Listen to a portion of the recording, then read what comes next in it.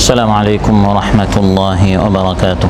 الحمد لله الذي جعل لأوليائه محبة وارتفاعا وكتب على أهل الشقاق مقتا واتضاعا، وأشهد أن لا إله إلا الله وحده لا شريك له شهادة نزداد بها إيمانا وانتفاعا ونعلو بها ائتلافا واجتماعا، وأشهد أن سيدنا ونبينا محمدا عبد الله ورسوله أوجب طاعته استنانا واتباعا.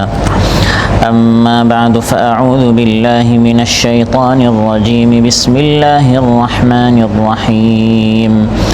إن الذين جاءوا بالإفك عصبة منكم لا تحسبوه شرا لكم بل هو خير لكم، لكل امرئ منهم ما اكتسب من الإثم والذي تولى كبره منهم له عذاب عظيم. لولا إذ سمعتموه ظن المؤمنون والمؤمنات بأنفسهم خيرا وقالوا هذا إفك مبين، لولا جاءوا عليه بأربعة شهداء فإذ لم يأتوا بالشهداء فأولئك عند الله هم الكاذبون. ولولا فضل الله عليكم ورحمته في الدنيا والآخرة لمسكم فيما أفضتم فيه عذاب عظيم، إذ تلقونه بألسنتكم وتقولون بأفواهكم ما ليس لكم به علم وتحسبونه هينا وهو عند الله عظيم. ولولا إذ سمعتموه قلتم ما يكون لنا أن نتكلم بهذا سبحانك هذا بهتان عظيم، يعظكم الله أن تعودوا لمثله أبدا إن كنتم مؤمنين، ويبين الله لكم الآيات والله عليم حكيم. إن الذين يحبون أن تشيع الفاحشة في الذين آمنوا لهم عذاب أليم في الدنيا والآخرة والله يعلم وأنتم لا تعلمون. ولولا فضل الله عليكم ورحمته وأن الله رؤوف رحيم। আল্লাহ তাআলা ইরশাদ করেন, নিশ্চয় যারা এই অপবাদ উত্থাপন ও রটনা করেছে তারা তোমাদেরই একটি দল, এটাকে তোমরা তোমাদের জন্য ক্ষতিকর ও কল্যাণকর অনিষ্টকর মনে করো না, বরং এটা তোমাদের জন্য কল্যাণকর। তাদের থেকে প্রত্যেক ব্যক্তির জন্য প্রতিফল রয়েছে যতটুকু পাপ সে অর্জন করেছে, আর তাদের থেকে যে ব্যক্তি এ ব্যাপারে নেতৃত্ব দিয়েছে, প্রধান ভূমিকা পালন করেছে, তার জন্য রয়েছে মহা আযাব, কঠিন শাস্তি। যখন তোমরা এই মিথ্যা অপবাদ শুনলে তখন কেন মুমিন পুরুষ ও মুমিন নারীরা তাদের নিজেদের সম্পর্কে ভালো ধারণা পোষণ করল না এবং বলল না যে এটা তো সুস্পষ্ট মিথ্যা অপবাদ? তারা কেন এ ব্যাপারে 4 জন সাক্ষী হাজির করেনি? যেহেতু তারা সাক্ষী হাজির করেনি, সেই কারণে তারা আল্লাহর বিধানে মিথ্যাবাদী। দুনিয়া ও আখিরাতে তোমাদের উপর যদি আল্লাহর অনুগ্রহ ও দয়া না থাকতো তবে তোমরা যাতে লিপ্ত হয়ে পড়েছিলে তার জন্য মহা শাস্তি তোমাদেরকে পাকড়াও করত। যখন এটা তোমরা তোমাদের মুখে মুখে ছড়াচ্ছিলে এবং তোমরা তোমাদের মুখ দিয়ে এমন কথা বলছিলে যাতে তোমাদের কোনো জ্ঞান ছিল না, আর তোমরা এটাকে খুবই তুচ্ছ, হালকা, সাধারণ বিষয় মনে করেছিলে, অথচ এটা আল্লাহর নিকট খুবই গুরুতর মহা একটি অপরাধ। তোমরা যখন এটা শুনলে তখন তোমরা কেন বললে না এ ব্যাপারে আমাদের কথা বলা ঠিক নয়? আল্লাহ পবিত্র ও মহান, এটা তো এক গুরুতর অপবাদ। আল্লাহ তোমাদেরকে উপদেশ দিচ্ছেন যে যদি তোমরা মুমিন হও তাহলে আর কখনো এর পুনরাবৃত্তি করবে না। আর আল্লাহ তাআলা তোমাদের জন্য আয়াতসমূহ স্পষ্টভাবে বর্ণনা করছেন এবং আল্লাহ তাআলা মহাজ্ঞানী, প্রজ্ঞাময়। নিশ্চয় যারা পছন্দ করে যে মুমিনদের মধ্যে অশ্লীলতা বিস্তৃতি ঘটুক, তাদের জন্য আছে ভয়াবহ শাস্তি দুনিয়া ও আখিরাতে। আল্লাহ জানেন আর তোমরা জানো না। তোমাদের প্রতি আল্লাহ অনুগ্রহ দয়া না থাকলে তোমাদের প্রতি আল্লাহর অনুগ্রহ দয়া না থাকলে তোমাদের কেউই অব্যাহতি পেত না, বাঁচতে পারত না। এবং আল্লাহ বড় মেহেরবান ও পরম দয়ালু। ওমসাল্লাহ ইউনিভার্সিটির এই মসজিদে আয়োজিত আজকের এই মাহফিল উপস্থিত সম্মানিত মুসল্লি ভাইরা, সূরাতুন নূর থেকে 10টি আয়াত তিলাওয়াত করে 11 থেকে 20 নম্বর আয়াত পর্যন্ত তিলাওয়াত করে এর সহজ সরল বাংলা অনুবাদ উপস্থাপন করেছি। এই আয়াতগুলোর আলোকে আম্মা জান আয়েশা রাদিয়াল্লাহু আনহা, তার উপর যে মিথ্যা অপবাদ দেওয়া হয়েছিল, তার ইজ্জতের উপর, সতীত্বের উপর যে তুহমত দেওয়া হয়েছিল, ইসলাম এই বিষয়টাকে, কোরআন এই বিষয়টাকে কিভাবে ডিল করেছে এবং এখান থেকে আমাদের জন্য কি শিক্ষা রয়েছে, এসব বিষয়ে আপনাদের সামনে আলোচনা উপস্থাপন করব ইনশাআল্লাহ। সম্মানিত ভাইরা, যে সূরা থেকে আয়াতগুলো আমি তিলাওয়াত করলাম, এই সূরার নাম হচ্ছে সূরাতুন নূর। সূরাতুন নূরের অধিকাংশ আয়াত চারিত্রিক নিষ্কলুষতা, চারিত্রিক পবিত্রতা সংরক্ষণের আহকাম, বিধানাবলী সম্পর্কে। এর বিপরীতে চারিত্রিক নিষ্কলুষতা, পবিত্রতার উপর অবৈধ হস্তক্ষেপ এবং এর বিরুদ্ধে যারা আচরণ করে, দুনিয়া এবং আখিরাতে তাদের কি শাস্তি রয়েছে, এই জাগতিক এবং আখিরাতে তাদের জন্য কি শাস্তি এবং বিপদ রয়েছে, সূরাতুন নূরে আল্লাহ তাআলা এই সকল বিষয় আলোচনা করেছেন। তাই এই সূরার শুরুতে আল্লাহ তাআলা ব্যভিচারের শাস্তি, জিনার শাস্তি, তারপরে যারা জিনার ব্যভিচারের অপবাদ দেয় এর শাস্তি কি, এরপরে লিআন অর্থাৎ স্ত্রীর উপর যে ব্যভিচারের তুহমত দেয়, সেটা সত্য হোক মিথ্যা হোক, এটা কিভাবে সমাধান করতে হয়, এই বিষয়ে সূরাতুন নূরের প্রথম রুকুতে আল্লাহ তাআলা আলোচনা করেছেন। অর্থাৎ চারিত্রিকভাবে একটি সমাজ, একটি পরিবার কীরকম পবিত্র করা যায়, এই বিষয়ে সূরাতুন নূর আল্লাহ তাআলা আলোচনা করেছেন। তো ভূমিকা স্বরূপ আল্লাহ তাআলা জিনা ব্যভিচারের শাস্তি এবং এর অপবাদের শাস্তি আলোচনা করার পর এই রুকুয়ে আল্লাহ তাআলা সরাসরি যে ঘটনাকে সামনে রেখে, যে ঘটনার প্রেক্ষিতে এই সূরা নাজিল হয়েছে, এই ঘটনা সম্পর্কে আলোচ্য আয়াতগুলোতে আল্লাহ তাআলা কথা বলেছেন। এই আয়াতগুলোতে আল্লাহ তাআলা যে ঘটনাকে সামনে রেখে কথা বলেছেন, এই ঘটনা ঘটেছিল উম্মুল মুমিনিন, আমাদের সকলের আম্মা জান আয়েশা রাদিয়াল্লাহু আনহা সম্পর্কে, যিনি সকল নারীদের মধ্যে শ্রেষ্ঠ নারী ছিলেন। সুবহানাল্লাহ। তিনি হচ্ছেন সিদ্দিকা বিনতুস সিদ্দিক। তিনিও মহাসত্যবাদী এবং তার বাবা আবু বকর রাদিয়াল্লাহু আনহু তিনি হচ্ছেন সিদ্দিক, এজন্য তাকে বলা হয় সিদ্দিকা বিনতুস সিদ্দিক, সিদ্দিকের মেয়ে সিদ্দিকা। তিনি হচ্ছেন উম্মে আব্দুল্লাহ আয়েশা বিনতে আবু বকর রাদিয়াল্লাহু আনহুমা। নবুয়তের রাসূল সাল্লাল্লাহু আলাইহি সাল্লাম নবী হওয়ার ৪র্থ বা ৫ম বছর ইসলামের মধ্যে আয়েশা রাদিয়াল্লাহু আনহা জন্মগ্রহণ করেন এবং তিনি ছিলেন ফর্সা এবং খুব সুন্দরী। এই জন্য তাকে বলা হয় আল হুমাইরা। হুমাইরা আহমার থেকে এসেছে, সাদার মধ্যে যখন লাল কালারটি থাকে তাকে আরবিতে হুমাইরা বলা হয়। আয়েশা রাদিয়াল্লাহু আনহার একটি লকব উপাধি হচ্ছে হুমাইরা। তার ফজিলত সমূহের মধ্যে অন্যতম একটি ফজিলত হচ্ছে, বৈশিষ্ট্য হচ্ছে, তিনি রাসূল সাল্লাল্লাহু আলাইহি ওয়াসাল্লামের স্ত্রী ছিলেন এবং রাসূল সাল্লাল্লাহু আলাইহি ওয়াসাল্লামের স্ত্রী হচ্ছেন ঈমানদারদের মা। সুবহানাল্লাহ। আল্লাহ তাআলা ইরশাদ করেন ওয়া আজওয়াজুহু উম্মাহাতুহুম, রাসূল সাল্লাল্লাহু আলাইহি ওয়াসাল্লামের স্ত্রীরা হচ্ছেন ঈমানদারদের মা। তো আয়েশা রাদিয়াল্লাহু আনহা হচ্ছেন আমাদের সকলের মা। তবে স্ত্রীদের মধ্যে, রাসূল সাল্লাল্লাহু আলাইহি ওয়াসাল্লামের স্ত্রীদের মধ্যে তার বৈশিষ্ট্য হচ্ছে যে তিনি ব্যতীত রাসূল সাল্লাল্লাহু আলাইহি ওয়াসাল্লাম অন্য কোনো কুমারী নারী বিয়া করেননি। এটা আয়েশা রাদিয়াল্লাহু আনহার একটি বিরল সম্মান, যা অন্য কোনো স্ত্রীর ছিল না। তাফসীর ইবনে কাসীরে হাফেজ ইবনে কাসীর রাহিমাহুল্লাহ আয়েশা রাদিয়াল্লাহু আনহার বৈশিষ্ট্য সম্পর্কে তিনি উল্লেখ করেছেন, মিন খাসাইসিহা, তার একটি বৈশিষ্ট্য হচ্ছে আন্নাল্লাহ সুবহানাহু বাররাআহা মিম্মা রামাহা বিহি আহলুল ইফক। মিথ্যাবাদী মুনাফিকরা যখন আয়েশা রাদিয়াল্লাহু আনহার উপর তুহমত দিল, মিথ্যা অপবাদ দিল, তখন আয়েশা রাদিয়াল্লাহু আনহাকে পবিত্র ঘোষণা করে আল্লাহ তাআলা কোরআন কারীমের আয়াত নাজিল করেছেন। আমার এই আলোচ্য আয়াতগুলো, মোট 10টি আয়াত আল্লাহ তাআলা আয়েশা রাদিয়াল্লাহু আনহা সম্পর্কে নাজিল করেছেন। আনজালা ফি উযরিহা ওয়া বারাআতিহা ওয়াহয়ান ইউতলা ফি মাহারিবিল মুসলিমিন ওয়া সালাওয়াতিহিম ইলা ইয়াউমিল কিয়ামা। কিয়ামত পর্যন্ত মুসলমানদের মিহরাবে, নামাজে মুসলমানেরা এমন আয়াতগুলো তিলাওয়াত করবে এবং এমন আয়াতের আলোচনা করবে যেখানে আল্লাহ তাআলা আয়েশা রাদিয়াল্লাহু আনহা একজন পবিত্রা ছিলেন, তার চরিত্রে কোনো কালিমা ছিল না, তার চরিত্রে কোনো দোষ ত্রুটি ছিল না, এটি আল্লাহ তাআলা এই আয়াতগুলোতে ঘোষণা করেছেন এবং কিয়ামত পর্যন্ত এটি মুসলমানেরা, ইমানদাররা তাদের নামাজে তিলাওয়াত করবে এবং তাদের আলোচনায় তারা এই আয়াতগুলো আলোচনা করবে, তখন আয়েশা রাদিয়াল্লাহু আনহার সম্মান বাড়বে। তার অন্যতম বৈশিষ্ট্য হচ্ছে আয়েশা রাদিয়াল্লাহু আনহার যে তিনি রাসূল সাল্লাল্লাহু আলাইহি সাল্লামের সবচেয়ে প্রিয়তমা ছিলেন।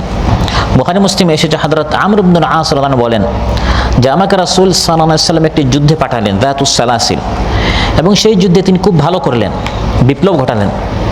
ফিরে আসার পর তিনি ভাবলেন আমি যেহেতু এই যুদ্ধে খুব ভালো করেছি, হতে পারে আমি মহানবী সাল্লাল্লাহু আলাইহি সাল্লামের সবচেয়ে প্রিয় এখন হয়ে যাব, কারণ আমি এখানে ভালো একটা ফলাফল রেজাল্ট করেছি। তিনি প্রশ্ন করলেন আইয়ুন নাসি আহাব্বু ইলাইক ইয়া রাসূলুল্লাহ, আপনার নিকট সবচেয়ে প্রিয় কে? মহানবী সাল্লাল্লাহু আলাইহি সাল্লাম ইরশাদ করলেন আয়েশা। আয়েশা রাদিয়াল্লাহু আনহা স্ত্রীর কথা বলছেন যে তিনি হচ্ছেন আমার সবচেয়ে প্রিয়তমা। তিনি প্রশ্ন করলেন মিনার রিজাল, পুরুষদের মধ্যে কে?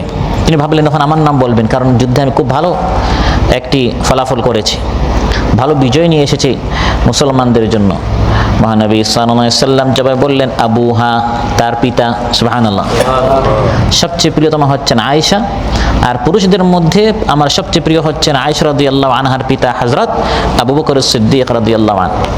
এখানে লক্ষণীয় বিষয় হচ্ছে মহানবী সাল্লাল্লাহু আলাইহি সাল্লাম উত্তরে এটা বলেননি যে আমার সবচেয়ে প্রিয় আবু বকর, বরং বলেছেন তার পিতা।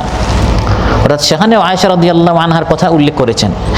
কেমন যেন এটা বলছেন যে সবচেয়ে প্রিয় আয়েশা, আর পুরুষদের মধ্যে সবচেয়ে প্রিয় হচ্ছে যে হচ্ছে আয়েশার বাবা, অর্থাৎ আয়েশা রাদিয়াল্লাহু আনহার পরিচয়ের কারণে আবু বকর তার সবচেয়ে প্রিয় হয়েছেন। যদি আবু বকর তার সবচেয়ে প্রিয় ছিলেন, কিন্তু এখানে উত্তরটা খুব লক্ষণীয় যে তিনি বলেছেন আবুহা, তার পিতা। এবং আয়েশা রাদিয়াল্লাহু আনহার বৈশিষ্ট্য হচ্ছে যে অন্য সকল স্ত্রীদের মধ্যে যে মহানবী সাল্লাল্লাহু আলাইহি সাল্লামের সাথে যখন তিনি লেপে থাকা অবস্থায় ওহী নাজিল হয়েছে। বুখারী মুসলিমে এসেছে মহানবী সাল্লাল্লাহু আলাইহি সাল্লাম তার আরেক স্ত্রী উম্মে সালামা রাদিয়াল্লাহু আনহাকে বলেছে ইয়া উম্মে সালামা ইন্নাহু ওয়াল্লাহি মা নাযালা আলাইয়াল ওয়াহয়ু ফি লিহাফ ইমরাআতিন মিনকুন্না গায়রিহা, একমাত্র এই আয়েশা রাদিয়াল্লাহু আনহা ব্যতীত আমি তোমাদের কারো লেপে থাকা অবস্থায় ওহী নাজিল হয়নি। এটি হচ্ছে আয়েশা রাদিয়াল্লাহু আনহার অন্যতম একটি বৈশিষ্ট্য। আর তার আরেকটি ফজিলত হচ্ছে যা সুনান তিরমিজিতে এসেছে এবং এই মূল হাদিসটি বুখারী মুসলিমে রয়েছে, যে আয়েশা রাদিয়াল্লাহু আনহার সাথে রাসূল সাল্লাল্লাহু আলাইহি সাল্লামের বিয়ের আগে, বিয়ের পূর্বে আয়েশা রাদিয়াল্লাহু আনহার আকৃতি রাসূল সাল্লাল্লাহু আলাইহি সাল্লামকে স্বপ্নে দেখানো হয়েছে, এবং এই স্বপ্নের পরপরই জিবরিল আলাইহিস সালাম এসে রাসূল সাল্লাল্লাহু আলাইহি সাল্লামকে বললেন হাদিহি যাওজাতুকা ফিদ দুনিয়া ওয়াল আখিরা, এই যার ছবি দেখলেন সে আপনার স্ত্রী দুনিয়া এবং আখিরাতে। তার মানে তার সাথে যে বিয়ে হয়েছে এটি সরাসরি আল্লাহর একটি ইশারা ছিল, এবং সকল নারীদের মধ্যে তিনি সবচেয়ে মর্যাদা সম্পন্ন। বুখারী মুসলিমে এসেছে মহানবী সাল্লাল্লাহু আলাইহি সাল্লামের ইরশাদ করেন ফাদলু আয়েশা আলান নিসা কাফদলি সারিদ আলা সাইরিত তাআম, সকল নারীদের মধ্যে আয়েশা রাদিয়াল্লাহু আনহার সেই ফজিলত সকল খাবারের মধ্যে সারিদের যে সম্মান, সারিদের যে মর্যাদা রয়েছে। সারিদ কি? আরবদের নিকট সবচেয়ে প্রিয় একটি খাবার, যে গোশত এবং রুটি একসাথে মিশিয়ে তারা একটি খাবার তৈরি করে যার নাম হচ্ছে সারিদ। তো রাসূল সাল্লাল্লাহু আলাইহি সাল্লাম ইরশাদ করেন এই সারিদটা যেরকম আমাদের বাংলাদেশিদের নিকট পোলাও, রোস্ট, এই খাবারটি সবচেয়ে ভালো আমরা আমাদের নিকট সাধারণত খুব ভালো কোনো মেহমান আসলে আমরা এই আয়োজনটি করে থাকি। তো সারিদ যেরকম সকল খাবারের মধ্যে সবচেয়ে দামি, সবচেয়ে ভালো, সকল নারীদের মধ্যে আয়েশা রাদিয়াল্লাহু আনহা হচ্ছেন তার মর্যাদা এরকম সবচেয়ে উঁচু। আর জিবরিল আলাইহিস সালাম সরাসরি তাকে সালাম জানিয়েছেন। কেমন মর্যাদা ছিলেন যে ফেরেশতা এসে তাকে সালাম জানাচ্ছেন। বুখারী মুসলিমে এসেছে যে একদিন মহানবী সাল্লাল্লাহু আলাইহি সাল্লাম বললেন ইয়া আয়েশা হাদা জিবরিল ইয়াকরাউ আলাইকিস সালাম, এই যে জিবরিল আলাইহিস সালাম এসেছেন তিনি তোমাকে সালাম জানাচ্ছেন। তখন তিনি বললেন ওয়া আলাইহিস সালাম ওয়া রাহমাতুল্লাহ, তার উপরও সালাম। আর তার সবচেয়ে বড় একটি বৈশিষ্ট্য হচ্ছে আয়েশা রাদিয়াল্লাহু আনহার যে মহানবী সাল্লাল্লাহু আলাইহি সাল্লাম যখন পৃথিবী থেকে তার বিদায় হয়, ইন্তেকাল করেন, তখন তিনি আয়েশা রাদিয়াল্লাহু আনহার কুলে ছিলেন। সহিহ মুসলিম এসেছে আয়েশা রাদিয়াল্লাহু আনহা বলেন কাবাদাহুল্লাহু বাইনা সাহরি ওয়া নাহরি, আমার বুক এবং গলার মাঝখানে রাসূল সাল্লাল্লাহু আলাইহি সাল্লাম ছিলেন, এত কাছে ছিলেন যখন তিনি এই পৃথিবী থেকে আল্লাহর নিকট চলে যান। আবু ইয়ালা এসেছে মুসনাদ আবু ইয়ালা কাছাকাছি আরেকটি বর্ণনা আয়েশা রাদিয়াল্লাহু আনহা বলেন ওয়ালাকাদ কুবিদা ওয়া রাসুহু লাফি হিজরি মহানবী সাল্লাল্লাহু আলাইহি ওয়াসাল্লামের জান কবজ করা হয়েছে, তখন তার মাথা মুবারক আমার কোলে ছিল। এবং তার আরেকটি ফজিলত হচ্ছে ওয়ালাকাদ কাবারতুহু ফি বাইতি, যে মহানবী সাল্লাল্লাহু আলাইহি ওয়াসাল্লামের কবর হচ্ছে আমার ঘরে। সুবহানাল্লাহ। আরও স্ত্রী ছিলেন, কিন্তু মহানবী সাল্লাল্লাহু আলাইহি ওয়াসাল্লামের যে কবর রাউদা শরীফ, যে আমরা সালাম জানাতে যাই, এই কবর এবং আবু বকর ওমর রাদিয়াল্লাহু আনহুর কবর হচ্ছে কার ঘরে? আয়েশা রাদিয়াল্লাহু আনহার। এটি মূলত হচ্ছে আয়েশা রাদিয়াল্লাহু আনহার কক্ষ, তার কামরা, তার রুম। ওয়া ইন্নী লাবনাতু খলিফাতিহি ওয়া সাদিকি, আর আমি আয়েশা রাদিয়াল্লাহু আনহা হচ্ছে মহানবী সাল্লাল্লাহু আলাইহি সাল্লামের সবচেয়ে কাছের বন্ধু, এবং তারপরেই যিনি খলিফা হয়েছেন সে আবু বকর রাদিয়াল্লাহু আনহুর আমি হচ্ছি কন্যা। তাহলে সব দিকে তিনি অনেক মর্যাদা সম্পন্ন ছিলেন। তার চরিত্রে কোনো দাগ থাকার, কোনো কালিমা থাকার কোনো প্রশ্ন আসে না। সম্মানের দিক দিয়ে, পরিবার বংশের দিক দিয়ে, ফজিলতের দিক দিয়ে তিনি উপরের উপর, মর্যাদার উপর মর্যাদা, সবচেয়ে সম্ভ্রান্ত, সম্মানিত এবং সবচেয়ে মুত্তাকি, পরহেজগার, আল্লাহওয়ালা এবং সাহাবীদের মধ্যে, নারীদের মধ্যে তিনি সবচেয়ে শ্রেষ্ঠ ছিলেন। এবং তিনি বিশাল ইলমের অধিকারী ছিলেন। তিনি সাহাবীদের মধ্যে গ্র্যান্ড মুফতি ছিলেন। সুবহানাল্লাহ। আজ নাস্তিকরা মনে করে যে ইসলাম নারীদেরকে মর্যাদা দেয় না। তিনি উস্তাদুস সাহাবা ছিলেন, উস্তাদাতুস সাহাবা। সাহাবা রাদিয়াল্লাহু আনহুমের উস্তাদ ছিলেন একজন নারী। সুবহানাল্লাহ বলেন না। আজ আমরা জানি না, এজন্য আমরা মনে করি ইসলাম নারীদেরকে বস্তাবন্দি করে, বোরকাবন্দি করে, ঘরের মধ্যে বন্দি করে রাখে। এগুলো ভুল ধারণা। ইসলামের শত্রুরা এই চিত্রটি আমাদের মাথায়, আমাদের ব্রেনে তারা ঢুকিয়ে দিয়েছে। আয়েশা রাদিয়াল্লাহু আনহা সম্পর্কে সুনান তিরমিজিতে এসেছে বিশুদ্ধ বর্ণনা। আবু মুসা আল-আশআরী রাদিয়াল্লাহু একজন জলিলুল কদর সাহাবী এবং কারি ছিলেন। তিনি বলেন, মা আশকালা আলাইনা আসহাবু মুহাম্মাদিন সাল্লাল্লাহু আলাইহি ওয়াসাল্লাম হাদিসুন কাত ফাসালনা আয়েশাতা ইল্লা ওয়াজাদনা ইনদাহা মিনহু ইলমা। কঠিন মাসআলা, যেখানে পুরুষ বড় বড় সাহাবীরা আটকে যেতেন, সমাধান জানতেন না, চুপ হয়ে যেতেন, খোঁজাখুঁজি করতেন। এ ধরনের জটিল মাসআলা, কঠিন মাসআলা যখন আমরা জবাব, উত্তর, সমাধান জানতাম না, এই সমাধানের জন্য আমরা চলে যেতাম আম্মা জান আয়েশা রাদিয়াল্লাহু আনহার নিকট। তার নিকট গিয়ে আমরা এর সম্পর্কে কোনো একটা ইলম, কোনো একটা সমাধান পেতাম। বড় বড় সাহাবীদের যিনি উস্তাদ ছিলেন।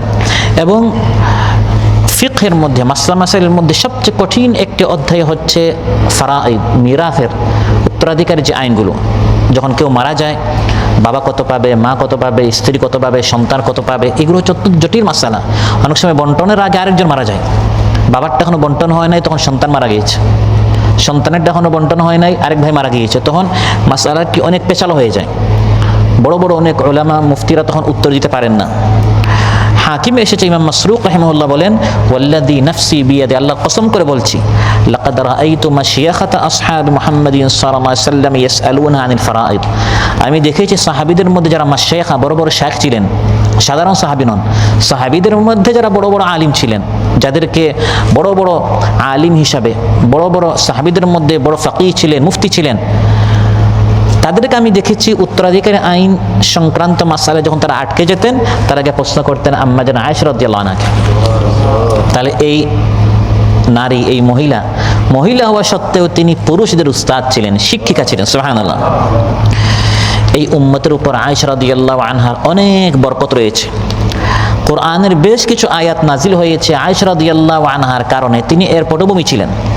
যেমন আমাদের এই আলোচ্য আয়াতে, জিনা ব্যভিচার করলে শাস্তি কি, কারো উপর ব্যভিচারের তুহমত দিলে শাস্তি কি, গুজব সংক্রান্ত আয়াত, কেউ কোনো অপরাধ করে নাই তার সম্পর্কে একটা গুজব ছড়ানো হল, এই সম্পর্কে অনেক আয়াত আল্লাহ তাআলা নাজিল করেছেন। এগুলো আমরা জানতাম না। যদি তার সম্পর্কে এই ঘটনা না ঘটতো, তাহলে তার কারণে এই আয়াতগুলো নাজিল হয়েছে। তিনি গোটা উম্মতের জন্য একটি বরকত ছিলেন। অনুরূপভাবে তায়াম্মুমের যে আয়াত, পানি না পেলে নামাজের সময় ওযু করতে হয়, আর পানি না পেলে তায়াম্মুম করতে হয়। এই বিধানটিও নাজিল হয়েছে আয়েশা রাদিয়াল্লাহু আনহার কারণে। বুখারী মুসলিমে এসেছে যে আয়েশা রাদিয়াল্লাহু আনহার একটি হাড় হেরে গেল, গলার একটা হাড় হেরে গেল। মহানবী সাল্লাল্লাহু আলাইহি সাল্লাম সাহাবীদেরকে বললেন, এটা আপনারা একটু খুঁজুন। যারা খুঁজতে গেলেন, এমন এক জায়গায় চলে গেলেন, নামাজের ওয়াক্ত হলো, পানি নেই। ওই সময় তায়াম্মুমের বিধান এখনো নাজিল হয় নাই। তো তারা কী করবেন? পানি নেই, নামাজ পড়ে ফেললেন ওযু ছাড়া। তারপর আল্লাহ তাআলা এই আয়াত নাজিল করলেন, তায়াম্মুমের আয়াত, যে ওযু করতে হবে কিন্তু যদি পানি না পাও, অজু ছাড়া এরকম নামাজ পড়া যাবে না, বরং অজুর পরিবর্তে কি করতে হবে? তায়াম্মুম করতে হবে। বুখারী মুসলিম এসেছে, সাহাবী উসাইদ বিন হুদায়র রাদিয়াল্লাহু আনহু বলেন, জাযাকিল্লাহু খাইরান, হে আম্মা জান আয়েশা, আল্লাহ তাআলা আপনাকে উত্তম জাযা পুরস্কার দিক।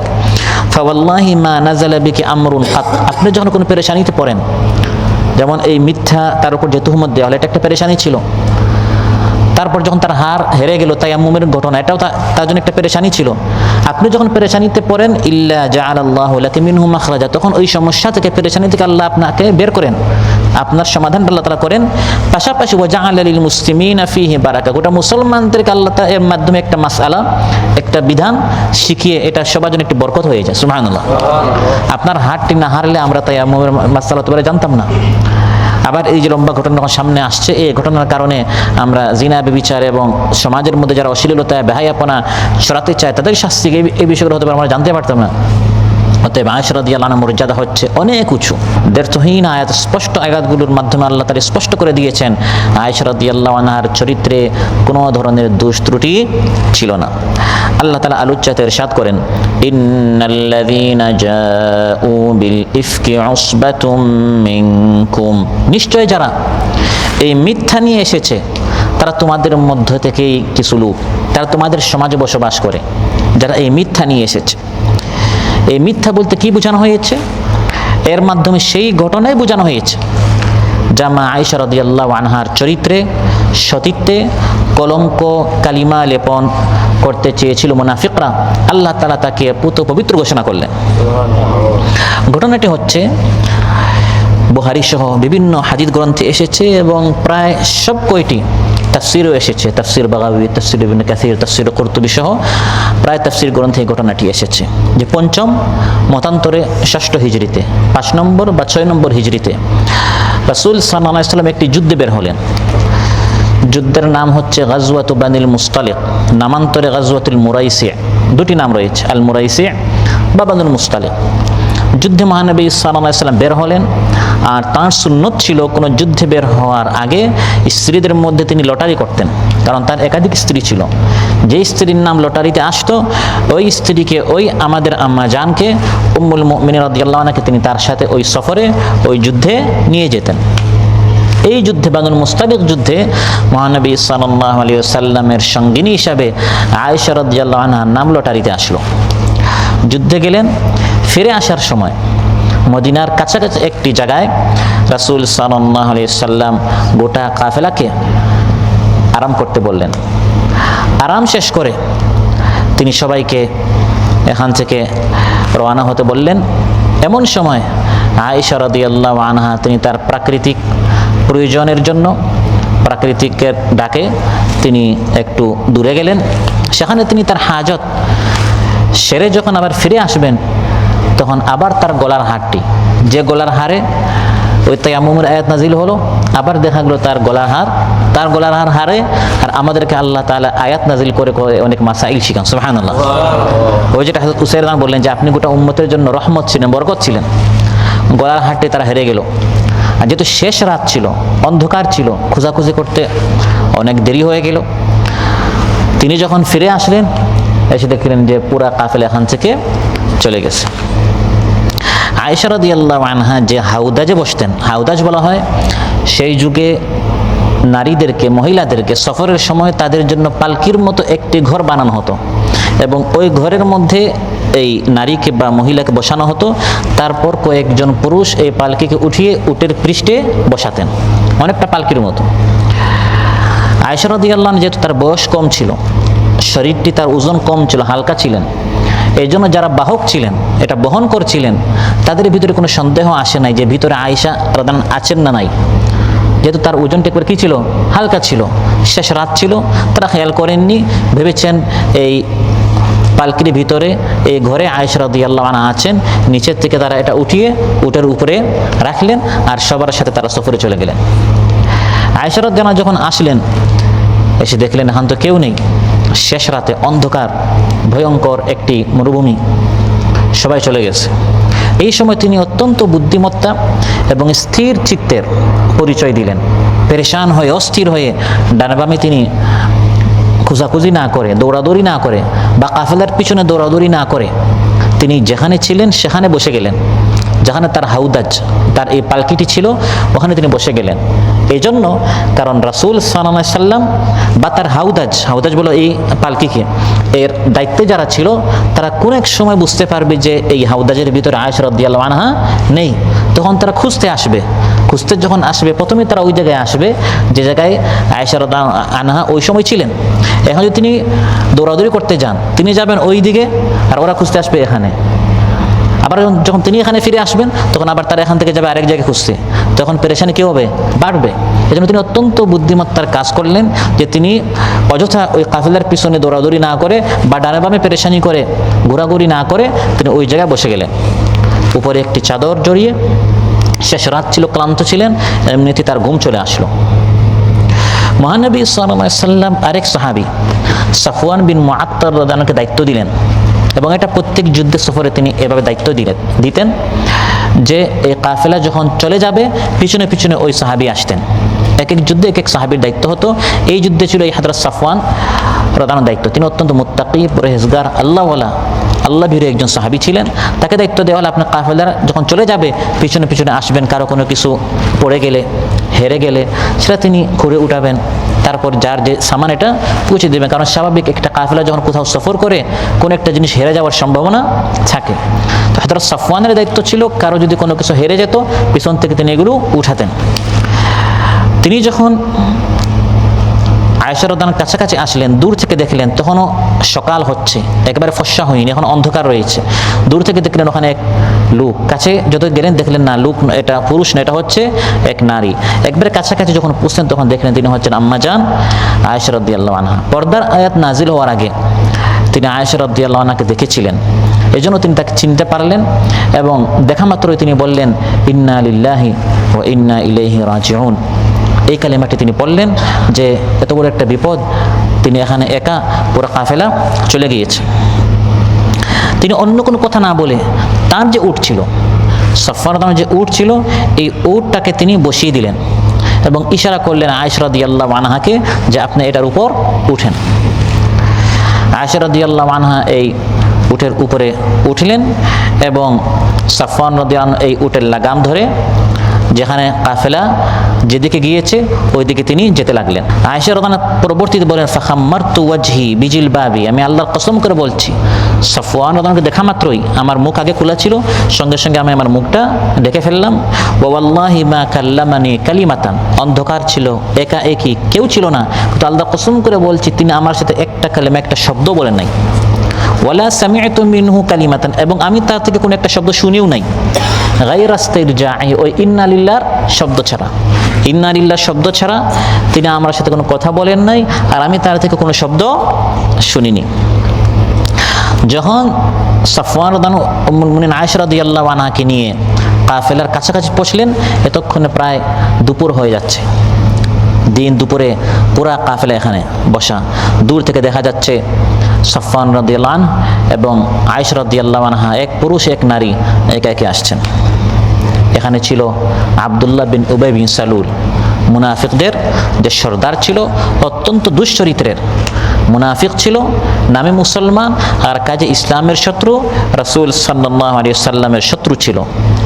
সে দেখা মাত্র সবাইকে বলল মান হাদি, এই যে এক পুরুষের সাথে এক মহিলাকে, বলা হলো আয়েশা রাদিয়াল্লাহু আনহা। সে বলল ইমরাআতু নাবিয়্যিকা, তোমাদের নবীর স্ত্রী, বাতাত মা'a রাজুলিন, রাতে এক পুরুষের সাথে কাটিয়েছে, নাউযুবিল্লাহ, হাত্তা আসবাহাত, সকাল পর্যন্ত। সুম্মা জাআ ইয়াকুদু, আর এখন এই পুরুষ তাকে উটের পৃষ্ঠে নিয়ে আসছে। ওয়াল্লাহি মা নাজাত মিনহু ওয়া মা নাজা মিনহা, আল্লাহর কসম করে বলছি এই নারী ও পুরুষ থেকে, এই পুরুষ এই নারী থেকে বাঁচে নাই, তারা প্রত্যেকেই নাউযুবিল্লাহ তারা অশ্লীলতায় জড়িয়েছে।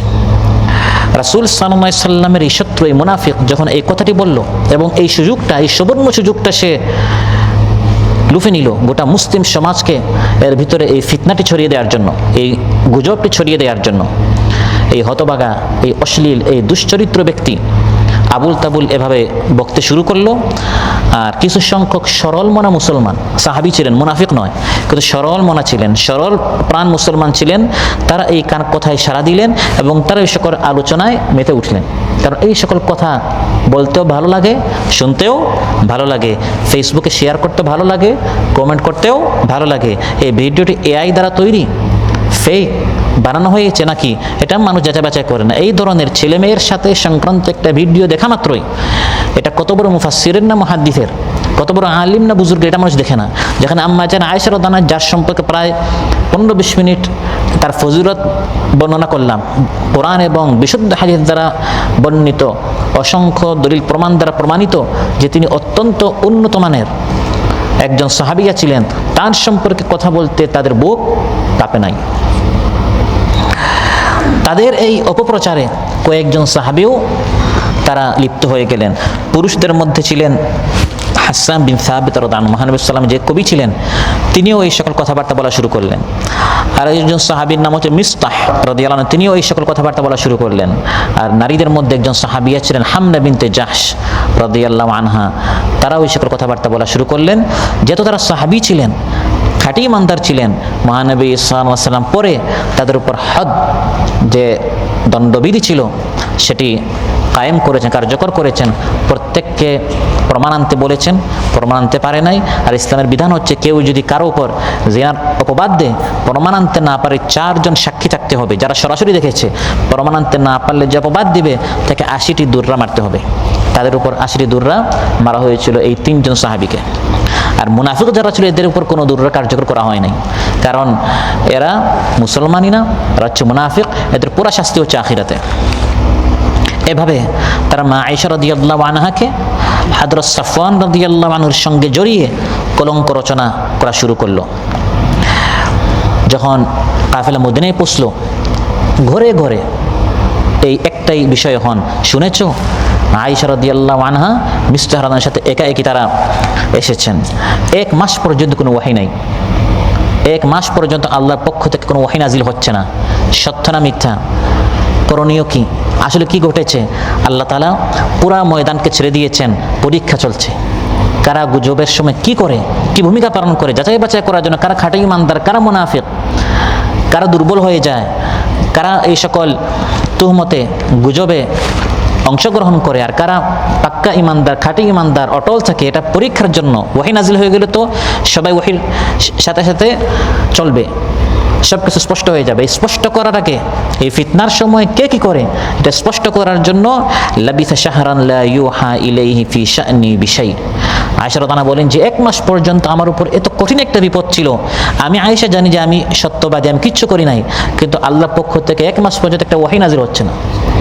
অধিকাংশ মানুষ বিশ্বাস করে ফেলছে, মুনাফিক যারা আছে তারা বিশ্বাস করে ফেলছে যে হতে পারে কিছু হয়েছে। এমন অবস্থায় রাসূল সাল্লাল্লাহু আলাইহি ওয়াসাল্লাম অত্যন্ত মর্মাহত, তীব্রভাবে বেদনা হতো, বেকুল ছিলেন। আর আয়েশা রাদিয়াল্লাহু আনহা অস্থির অবস্থায় দিন রাত কাটিয়েছেন। তিনি এই দিনগুলোতে একটা কথা বলেছেন যে আমি আয়েশা সেই কথা বলছি যে কথা ইউসুফ আলাইহিস সালাম আর বিনিয়ামিনের বাবা ইয়াকুব আলাইহিস সালাম তিনি দুই সন্তানকে হারিয়ে বলেছিলেন, ফাসাবিরুন জামিল, আমি উত্তম সবর করছি। ওয়াল্লাহুল মুস্তাআনু আলা মা তাসিফুন, তোমরা আমার সম্পর্কে, আমার ইজ্জত সম্পর্কে যা বলছো এটা আমি আল্লাহর উপর ছেড়ে দিলাম। এভাবে 1 মাস কাটার পর রাসূল সাল্লাল্লাহু আলাইহি ওয়াসাল্লামের উপর হঠাৎ ওহী আসলো। যখন ওহী শেষ হয়ে গেল, মহানবী সাল্লাল্লাহু আলাইহি ওয়াসাল্লাম মুচকি হাসি দিলেন। ওহীতে আমার এই আলোচ্য আয়াতগুলো আল্লাহ তাআলা নাজিল করলেন। প্রথম কথা মহানবী সাল্লাল্লাহু আলাইহি ওয়াসাল্লাম ওহী শেষ হওয়ার পর বললেন, আবশিরি ইয়া আয়েশা, হে আয়েশা সুখবর, আমাল্লাহু ফাকাদ বাররাকি, আল্লাহ তাআলা তোমার পবিত্রতা ঘোষণা করেছেন। সুবহানাল্লাহ। আয়েশা রাদিয়াল্লাহু আনহা বললেন, লা আহমাদু ইল্লাল্লাহ আযজা ওয়া জাল, আমি কোনো মানুষের প্রশংসা করব না, আমি শুধু আল্লাহর প্রশংসা করব, আমি শুধু আল্লাহর গুণ গাইব। কারণ আল্লাহ তাআলা দয়া করে আমি আয়েশার সম্পর্কে আয়াতগুলো কোরআনে স্থান করে দিয়েছেন। আর আমি যে পবিত্রা, আমি যে কোনো অশ্লীলতায় লিপ্ত হইনি, আল্লাহ তাআলা কোরআনের মধ্যে আয়াত নাজিল করে এটা ঘোষণা করে দিয়েছেন। আল্লাহ তাআলা আলোচ্য আয়াত নাজিল করলেন, ইন্নাল্লাযীনা জাউ বিল ইফকি উসবাতুম মিনকুম, নিশ্চয় যারা এই মিথ্যা নিয়ে এসেছে তারা তোমাদের মধ্যে একদল মানুষ। মিথ্যাকে আল্লাহ তাআলা এখন ইফক বলেছেন। নিশ্চয় যারা ইফক নিয়ে এসেছে, ইফক বলা হয় মিথ্যার মধ্যে সবচেয়ে জঘন্য মিথ্যা। কিছু মিথ্যা হচ্ছে কিছুটা ঘটেছে, এটার সাথে কিছু সত্য, আবার কিছু মিথ্যা রটানো হয়। আর কিছু খবর এমন হয় এটা ঘটেই নাই, পুরাটাই আগাগোড়াকে মিথ্যা, পুরা সত্যটাকে উল্টে দেওয়া হয়েছে, উপরকে নিচ, নিচকে উপর বানানো হয়েছে। এটাকে আরবিতে ইফক বলা হয়। এই জন্য কওমে লুতকে মুতাফিকাত বলা হয়, কারণ তাদেরকে উল্টে দেওয়া হয়েছিল। তো ইফক থেকে মুতাফিক, এই ইফকের মূল অর্থ হচ্ছে কোনো জিনিসকে উল্টে দেয়া। এই ঘটনায়, এই ইফকের ঘটনায় যেহেতু মুনাফিকরা আসল ব্যাপারকে উল্টে দিয়েছিল, সেহেতু এই ঘটনাকে ইতিহাসে ইফকের ঘটনা বলে প্রসিদ্ধ। মা আয়েশা রাদিয়াল্লাহু আনহা সম্পর্কে ইফকের ঘটনায়, যিনি ছিলেন সতীসাধ্বী, প্রশংসার পাত্রী, যিনি ছিলেন উচ্চ বংশীয়া, যিনি ছিলেন মহান চরিত্রের অধিকারিণী, এই ইফকের ঘটনায় তার এই সব গুণগুলিকে উল্টে দেওয়া হয়েছে এবং তার সতীত্বে চরিত্রে অপবাদ কলঙ্কের কালিমা লেপন করে মুনাফিকরা 1 মাস ব্যাপী তাদের মিডিয়ার মাধ্যমে চেষ্টা করেছে এই পবিত্র মানুষটাকে ধর্ষিতা বানানো। নাউযুবিল্লাহ। এই ধরনের মিডিয়া আমাদের বাংলাদেশে আছে না নাই? 50 বছর তাফসীর করে এই লোকটাকে ধর্ষক বানানো হয়।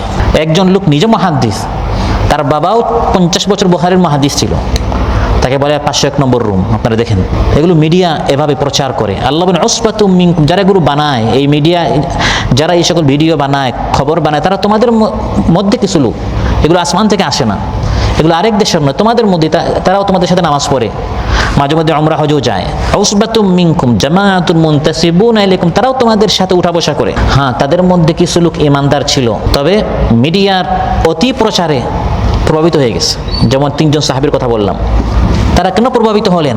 আল্লাহ তাআলা এই 3 জন সাহাবীকে আয়েশা রাদিয়াল্লাহু আনহা সম্পর্কে কথা বলা থেকে সাবধান সতর্ক রাখতে পারতেন কিনা? পারতেন। কিন্তু কেন লিপ্ত করালেন? যাতে করে লিপ্ত হলে কি শাস্তি, এটা আমাদেরকে বোঝানোর জন্য। তাদের উপর দুররা, বেত্রাঘাত, চাবুক মারা হয়েছে সাহাবী হওয়া সত্ত্বেও। আমাদেরকে শিক্ষা দেওয়ার জন্য, আপনি আল্লাহর এক ওলি বা বুজুর্গ আপনি নিজেকে দাবি করেন না কেন, আপনার কোনো অধিকার নাই কোনো ভাইকে নিয়ে বা কোনো বোনকে নিয়ে তার সম্মান, তার সতীত্ব নিয়ে কথা বলা। হযরত হাসান, হযরত মিসবাহ, হযরত হামনা রাদিয়াল্লাহু আনহুম সাহাবী হওয়া সত্ত্বেও তাদের উপর ইসলামী যে দণ্ডবিধি এটা কার্যকর করা হয়েছে। আল্লাহ তাআলা বলেন লা তাহসাবুহু শাররান লাকুম বাল হুয়া খায়রুল লাকুম। এই কঠিন ইফকের ঘটনা, এই মিথ্যা অপবাদের ঘটনা তোমাদের জন্য অনিষ্ট, অকল্যাণ তোমরা মনে করিও না। এর মধ্যে তোমাদের জন্য কিছু শিক্ষা আছে, এখানেও তোমাদের জন্য কিছু কল্যাণ আছে। কি কল্যাণ আছে? 1 মাস পর্যন্ত আয়েশা রাদিয়াল্লাহু আনহা, রাসূল সাল্লাল্লাহু আলাইহি ওয়াসাল্লাম এবং আয়েশা রাদিয়াল্লাহু আনহার পিতা আবু বকর রাদিয়াল্লাহু এবং তার মা, তার বোন, তার ভাই, তাদের কষ্ট হয়েছে না? অনেক কষ্ট হয়েছে। তো এর মধ্যেও অনেক কল্যাণ আছে। প্রথম কল্যাণ হচ্ছে এই দুঃখ কষ্টের ফলে তোমাদের অনেক অনেক সওয়াব হয়েছে। সুবহানাল্লাহ। আপনার উপর যখন একটা বিপদ আসে, এই বিপদের মধ্যে সবচেয়ে বড় কল্যাণ হচ্ছে যে প্রত্যেকটা বিপদে যখন ঈমানদার সবর করে তাদের কি আছে? সওয়াব আছে। আর সেই সওয়াব হচ্ছে বিগাইরি হিসাব, অফুরন্ত, বেহিসাব। সুবহানাল্লাহ। যদি আপনি সবর করতে পারেন। আয়েশা রাদিয়াল্লাহু আনহার উপর যদি এই মুসিবতটি না আসতো, তাহলে তিনি সবর করার তার কোনো প্রয়োজন পড়তো না। বিপদ আসছে, তার উপর তুহমত দেওয়া হয়েছে, বিদায় সবর করেছেন, ফলে এই পুরস্কারটি তিনি পেয়েছেন। দ্বিতীয় যে কল্যাণ হয়েছে, আসমান থেকে আয়েশা রাদিয়াল্লাহু আনহার পবিত্রতা অবতীর্ণ হওয়ায় তার মাহাত্ম্য এবং বংশগৌরব মর্যাদা আরো স্পষ্ট হয়েছে। না হয় যদি এই ঘটনা না ঘটতো, আয়েশা রাদিয়াল্লাহু আনহা আরো 10 জন ঈমানদার নারীর মতো হতেন। সবাই পবিত্র, তিনিও পবিত্র। কিন্তু ইউসুফ আলাইহিস সালামকে অন্ধকার কুয়ায় ফেলার কারণে তিনি মিশরের বাচ্চা হতে পেরেছিলেন, অন্যথায় বাকি 10 ভাইয়ের মতোই তিনি হতেন। বাকি 10 ভাই 11 ভাই যেরকম ঘরে ছিলেন, আরামে ছিলেন, তিনিও আরামে থাকতেন। শেষ জীবনে তিনি মারা যেতেন, কেউ তাকে চিনত না। আজ পর্যন্ত, কিয়ামত পর্যন্ত কেউ তার নামও নিত না। কিন্তু অন্ধকার কুয়ায় যাওয়ার কারণে সেখান থেকে তিনি মিশরের সিংহাসনে বসেছেন। মাঝে মধ্যে আপনার উপর একটা বিপদ আসে, আপনি পেরেশান হয়ে যান, এই বিপদের পরে আপনার জন্য একটা বড় কল্যাণ আছে। লা তাহসাবুহু শাররান লাকুম, এটা আপনার জন্য অকল্যাণ মনে করিয়েন না, বাল হুয়া খায়রুল লাকুম, আপনার কল্যাণ আছে। এই ঘটনা বড় আরেকটি কল্যাণ হচ্ছে, ইমানদারেরা এই ঘটনার মাধ্যমে দুধকে দুধ আর পানিকে পানি আলাদা করতে পেরেছে। আমাদের সাথে নামাজ পড়ে কে মুনাফিক কে ইমানদার এই 1 মাসে সব যাচাই হয়ে গেছে। কিন্তু আল্লাহ তাআলা বদর আনেন, উহুদ আনেন, খান্দাক আনেন, এই ধরনের ইফকের ঘটনা আনেন, এগুলোর মাধ্যমে আল্লাহ তাআলা যাচাই বাছাই করেন। অনুরূপভাবে এখানে আমাদের জন্য কল্যাণ রয়েছে, এই ঘটনার মাধ্যমে আমরা জানতে পেরেছি এই ধরনের পরিস্থিতি যখন আপনার হবে, আল্লাহ না করুক, আপনার স্ত্রী বা আপনার মা বা আপনার বোন বা আপনার মেয়ে বা আরেকজনের মেয়ে নিয়ে যদি কথা হয়, এর সমাধানটা কিভাবে করবেন? এই আয়াত আল্লাহ তাআলা আমাদেরকে একটা একটা করে শিক্ষা দিয়েছেন। এটা একটা কল্যাণ। যদি ওই ঘটনা ওই সময় না হতো, আজকে হতো, তাহলে আমরা কোরআন থেকে সমাধান কীভাবে আমরা খুঁজে পেতাম? বাস্তবে ঘটনা ঘটেছে, 1 মাস পর্যন্ত কোনো সমাধান নাই, তারপর সমাধান এনে আল্লাহ তাআলা সমাধান করে দিয়েছেন। এর মাধ্যমে আমরা যে বলি সকল সমস্যার সমাধান দিতে পারে আল কোরআন। এই কোরআনের মাধ্যমে আল্লাহ তাআলা এই গুজবের অশ্লীলতা যারা প্রসার করতে চায় এর সমাধান কি এবং এদের সমাধান কিভাবে করতে, মোকাবেলা কিভাবে করতে হয়, আল্লাহ তাআলা এই আয়াতগুলোতে দিয়েছেন। এই জন্য এই আয়াতগুলোতে আল্লাহ তাআলা শুধু আয়েশা রাদিয়াল্লাহু আনহাকে সম্বোধন করেন নাই, শুধু রাসূল সাল্লাল্লাহু আলাইহি ওয়াসাল্লামকে আল্লাহ সম্বোধন করেন নাই, গোটা ঈমানদারদেরকে, উসবাতুম মিনকুম, তারা তোমাদের মধ্যে থেকে একদল মানুষ। অর্থাৎ এই সমস্যা আমাদের সকলের, সমাধানও আমাদের সকলের। এখানে আমাদের সকলের জন্য শিক্ষার বিষয় আছে। শিক্ষা দেওয়া হচ্ছে যে আপনি যখন এক নারীর উপর অপবাদ দেন, বুঝতে হবে এই নারী আপনার বোন বা আপনার মেয়ে। অন্যের মেয়ে মানে আপনার মেয়ে, অন্যের বোন মানে আপনার বোন, কারণ ঈমানদাররা হচ্ছে একটি দেহের মতো, কাল জাসাদিল ওয়াহিদ। এই বিষয়টা যদি আপনি বুঝতে পারেন, যেরকম আয়াতগুলোতে আল্লাহ তাআলা বলেছেন, যান্নাল মুমিনুনা ওয়াল মুমিনাতু বিআনফুসিহিম খায়রা, ঈমানদাররা নিজেদের সম্পর্কে ভালো ধারণা রাখবে। এই মেয়েটি অন্যের নয়, মেয়েটি আমার। কেউ যদি আমার মেয়ে সম্পর্কে কথা বলে, কেউ যদি আমার বোন সম্পর্কে কথা বলে, এই ধারণা সবসময় রাখতে হবে। যেরকম আমি চাই না আমার মেয়ের সম্পর্কে কেউ কোনো কথা বলুক, আমি অন্যের মেয়ের সম্পর্কে কথা বলবো না। যেরকম আমি চাই না আমার বোন সম্পর্কে কথা বলুক, আমি অন্যের বোন সম্পর্কে কথা বলবো না। এই শিক্ষাটি এই আয়াতগুলোতে আল্লাহ তাআলা আমাদেরকে দিয়েছেন যে এটাকে তোমরা অকল্যাণ মনে করিও না, এখানে অনেক কিছু তোমাদের জন্য শিক্ষা রয়েছে। আবার তাফসীর বাগাবীতে এসেছে যে এটাকে তোমরা অকল্যাণ মনে করিও না, এটা তোমাদের জন্য কল্যাণ। লা তাহসাবুহু শাররাল লাকুম বাল হুয়া খায়রুল লাকুম কিলা হুয়া খিতাবুল লিআয়েশা ওয়া লিআবাওয়াইহা ওয়া লিন-নবী সাল্লাল্লাহু আলাইহি ওয়াসাল্লাম। যে এখানে সরাসরি সম্বোধন করা হচ্ছে রাসূল সাল্লাল্লাহু আলাইহি ওয়াসাল্লামকে, আয়েশা রাদিয়াল্লাহু আনহাকে এবং তার বাবা আবু বকরকে, যে আপনারা এটাকে অকল্যাণ মনে করবেন, এখানে আপনাদের জন্য অনেক কল্যাণ আছে। হ্যাঁ, 1 মাস কষ্ট হয়েছে, কিন্তু পরে মর্যাদা বেড়েছে, সওয়াব বেড়েছে, সুবহানাল্লাহ। আর শাস্তি, লিকুল্লি ইমরিইম মিনহুম মাকতাসাবা মিনাল ইসম। এই গুজবের পিছনে, এই অপপ্রচারের পিছনে 2 ধরনের ভূমিকা। একটা হচ্ছে প্রধান ভূমিকা, একটা হচ্ছে আনুষঙ্গিক ভূমিকা। এক ব্যক্তি প্রথম পোস্টটা দিয়েছে আর পরে অন্যান্যরা শেয়ার করে। এক ব্যক্তি প্রথম এই মিথ্যাটা আবিষ্কার করেছে, পরে অন্যান্যরা এটা ছড়ায়। 2 ধরনের ভূমিকা। আল্লাহ তাআলা এই আয়াতে 2 শাস্তি বলে দিয়েছে। প্রথম হচ্ছে যারা অংশগ্রহণ করে, সে প্রথম এই গুজবটি শুরু করে না, বরং শুনেছে, শোনার পর আরেকজনকে বলছে, সে অংশগ্রহণ করছে। আল্লাহ বলেন যে যতটুকু অংশগ্রহণ করবে তার ততটুকু শাস্তি। একজনে শুধু শেয়ার করলো এক গ্রুপে বা একজনে শেয়ার করলো একজনকে, আরেকজন শেয়ার করলো একটা গ্রুপে, 2 জনের শাস্তি সমান হবে না। একজনে শেয়ার করলো হোয়াটসঅ্যাপ গ্রুপে যেখানে আছে 50 জন, আর একজন শেয়ার করলো ফেসবুকে যেখানে ফ্রেন্ডস বা তার ফলোয়ার সহ আপনার কয়েক লক্ষ আছে, 2 জনের শাস্তি সমান হবে না। একজনে শেয়ার করার পাশাপাশি সে আরও 2 লাইন এখানে লিখলো যে ভাই আপনারা এখানে 2 কথা বলে যান, লিখে না যে ভাই আপনারা 2টা গালি দিয়ে যান, আর আরেকজন শুধু শেয়ার করলো, 2টা সমান নয়। তো আল্লাহ তাআলা বলেন লিকুল্লি ইমরিইম মিনহুম মাকতাসাবা মিনাল ইসম, যে যতটুকু এই সকল গুজবে অংশগ্রহণ করবে সে যেন অপেক্ষা করে কিয়ামতের দিন এবং দুনিয়াতে সে ততটুকু শাস্তি পাবে। আরেকজনের বোন আপনার বোন আছে, আরেকজনের মেয়ে আপনারও মেয়ে আছে, আখিরাত পরে দুনিয়াতে কড়ায় ঘন্টায় এর হিসাব আপনাকে পেতে হবে। যতটুকু আপনি অন্যের সম্পর্কে কথা বলেছেন, আপনার সম্পর্কে এতটুকু কথা বলতেই হবে আপনার মৃত্যুর আগে। এগুলো আপনাকে শুনে যেতে হবে। এগুলো হচ্ছে লেনদেন, যেরকম টাকা পয়সার লেনদেন হয়, সম্মান ইজ্জতের লেনদেন হয় আখিরাতের আগে দুনিয়াতে। ওয়াল্লাযী তাওয়াল্লা কিবরাহু মিনহুম লাহু আযাবুন আযীম। আল্লাহ তাআলা বলেন আর যে ব্যক্তি এই অপবাদের নেতৃত্ব দিয়েছে, প্রধান ছিল, তার জন্য তো কঠিন থেকে কঠিন আযাব শাস্তি রয়েছে। আর সে হচ্ছে মুনাফিক, নিকৃষ্ট মুনাফিক আব্দুল্লাহ বিন উবাই বিন সালুল। এবং এটা শুধু এই আব্দুল্লাহ বিন উবাই বিন সালুল নয়, কিয়ামত পর্যন্ত যারাই যে গুজবে নেতৃত্ব দেয়, যে অপবাদে নেতৃত্ব দেয়, যে প্রথম পোস্ট করে, এই যে মিডিয়া ট্রায়াল একটা শব্দ আপনারা শুনেন। মিডিয়া ট্রায়াল হচ্ছে আদালতের রায় ঘোষণার আগে কোনো এক কেস হলো, ধর্ষণ হয়েছে বা এই ধরনের কোনো একটা কাহিনী হয়েছে, সত্য মিথ্যা প্রমাণ হওয়ার আগে, রায় এখনও আসে নাই, এর আগেই দেখবেন আপনার গণমাধ্যমে বা সোশ্যাল মিডিয়ায় এই অভিযুক্তকারী সে দোষী বা নির্দোষ এটা তারা মিডিয়াতে প্রচার করা শুরু করে ফেলে। যদি যার বিরুদ্ধে কেস করা হয়েছে সে নিজের লোক হয়, রায় আসার আগে তারা ঘোষণা দিয়ে দেয় যে এই লোকটা একবারে নির্দোষ। আর যদি অন্য দলের হয় তাহলে রায় আসার আগে এখনও আপনার মামলাটি চলমান। পুরা মিডিয়া এমনভাবে, এটাকে মিডিয়া ট্রায়াল বলা হয়, এমনভাবে তারা প্রচার করে, মিডিয়ার কারণে অনেক মানুষ বিশ্বাস করে ফেলে যে লোকটা কিছু না কিছু তো করেছে, পরে রায়টা আবার কে শুনে। কিন্তু মিডিয়া যে প্রথমে প্রচার করে ফেলেছে যে লোকটা দোষী, সেটা তো সবাই বিশ্বাস করে ফেলেছে। আবার আদালত যখন পরে রায় দিয়ে যে লোকটা নির্দোষ, ওই নির্দোষটা তো আবার মানুষ সবাই আবার পরে শুনে না, মানুষ আগে বিশ্বাস করে ফেলে। তো প্রথম যে মিডিয়াটা কাজ শুরু করবে, আল্লাহ তাআলা এই আয়াতে বলেন তার জন্য কঠিন শাস্তি, কারণ সে এই কাজটা শুরু করেছে। আর আব্দুল্লাহ বিন উবাই বিন সালুলের কঠিন শাস্তি হচ্ছে যে কিয়ামতের দিন সে জাহান্নামের সবচেয়ে নিচু স্থানে হবে। নাউযুবিল্লাহ। ইন্নাল মুনাফিকিনা ফিদ দারকিল আসফালি মিনান নারি ওয়া লান তাজিদা লাহুম নাসীরা। নিশ্চয় মুনাফিকরা হবে জাহান্নামের সর্বনিম্ন স্তরে, তুমি তাদের কোনো সাহায্যকারী পাবে না। এই মুনাফিকরা মুসলমানদের ক্ষতি চায়, মুনাফিকরা মুসলমানদের কখনো কল্যাণ চায় না।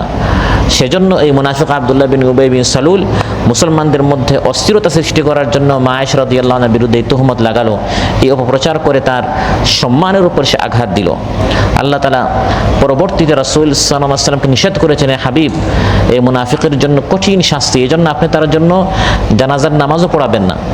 ওয়ালা তুসাল্লি আলা আহাদিম মিনহুম মাতা আবাদা ওয়ালা তাকুম আলা কবরিহি। ওয়ালা তুসাল্লি, আপনি তাদের উপর সালাতুল জানাজা পড়বেন না, পড়াবেন না। ওয়ালা তাকুম আলা কবরিহি, সে মারা গেলে তার কবরে দাঁড়িয়ে আপনি তার জন্য দোয়া করবেন না। কারণ সারা জীবন ইসলামের বিরুদ্ধে গুজব ছড়িয়েছে, ইসলামের বিরুদ্ধে কত মিথ্যা খবর, সংবাদ, ফেক নিউজগুলো ছড়িয়ে মুসলিম সমাজে অস্থিরতা সৃষ্টি করার পিছনে তার ভূমিকা ছিল। তো আয়েশা রাদিয়াল্লাহু আনহার বিরুদ্ধে তার সম্মান নিয়ে যারা কথা বলল, তার ইজ্জত নিয়ে, তার সম্ভ্রম নিয়ে যারা কথা বলল, আল্লাহ তাআলা তাদের এই কঠিন শাস্তি তাদের জন্য যে রয়েছে এটা উল্লেখ করার পর এর পরবর্তী আয়াতগুলোতে আল্লাহ তাআলা তারবিয়াতি এবং শিক্ষণীয় দিকগুলো আল্লাহ তাআলা উল্লেখ করেছেন একটা একটা করে, যে এই আয়েশা রাদিয়াল্লাহু আনহার উপর যে মুনাফিকরা মিথ্যা তুহমত দিল, এখান থেকে আমরা কি শিখলাম, আমাদের করণীয় কি।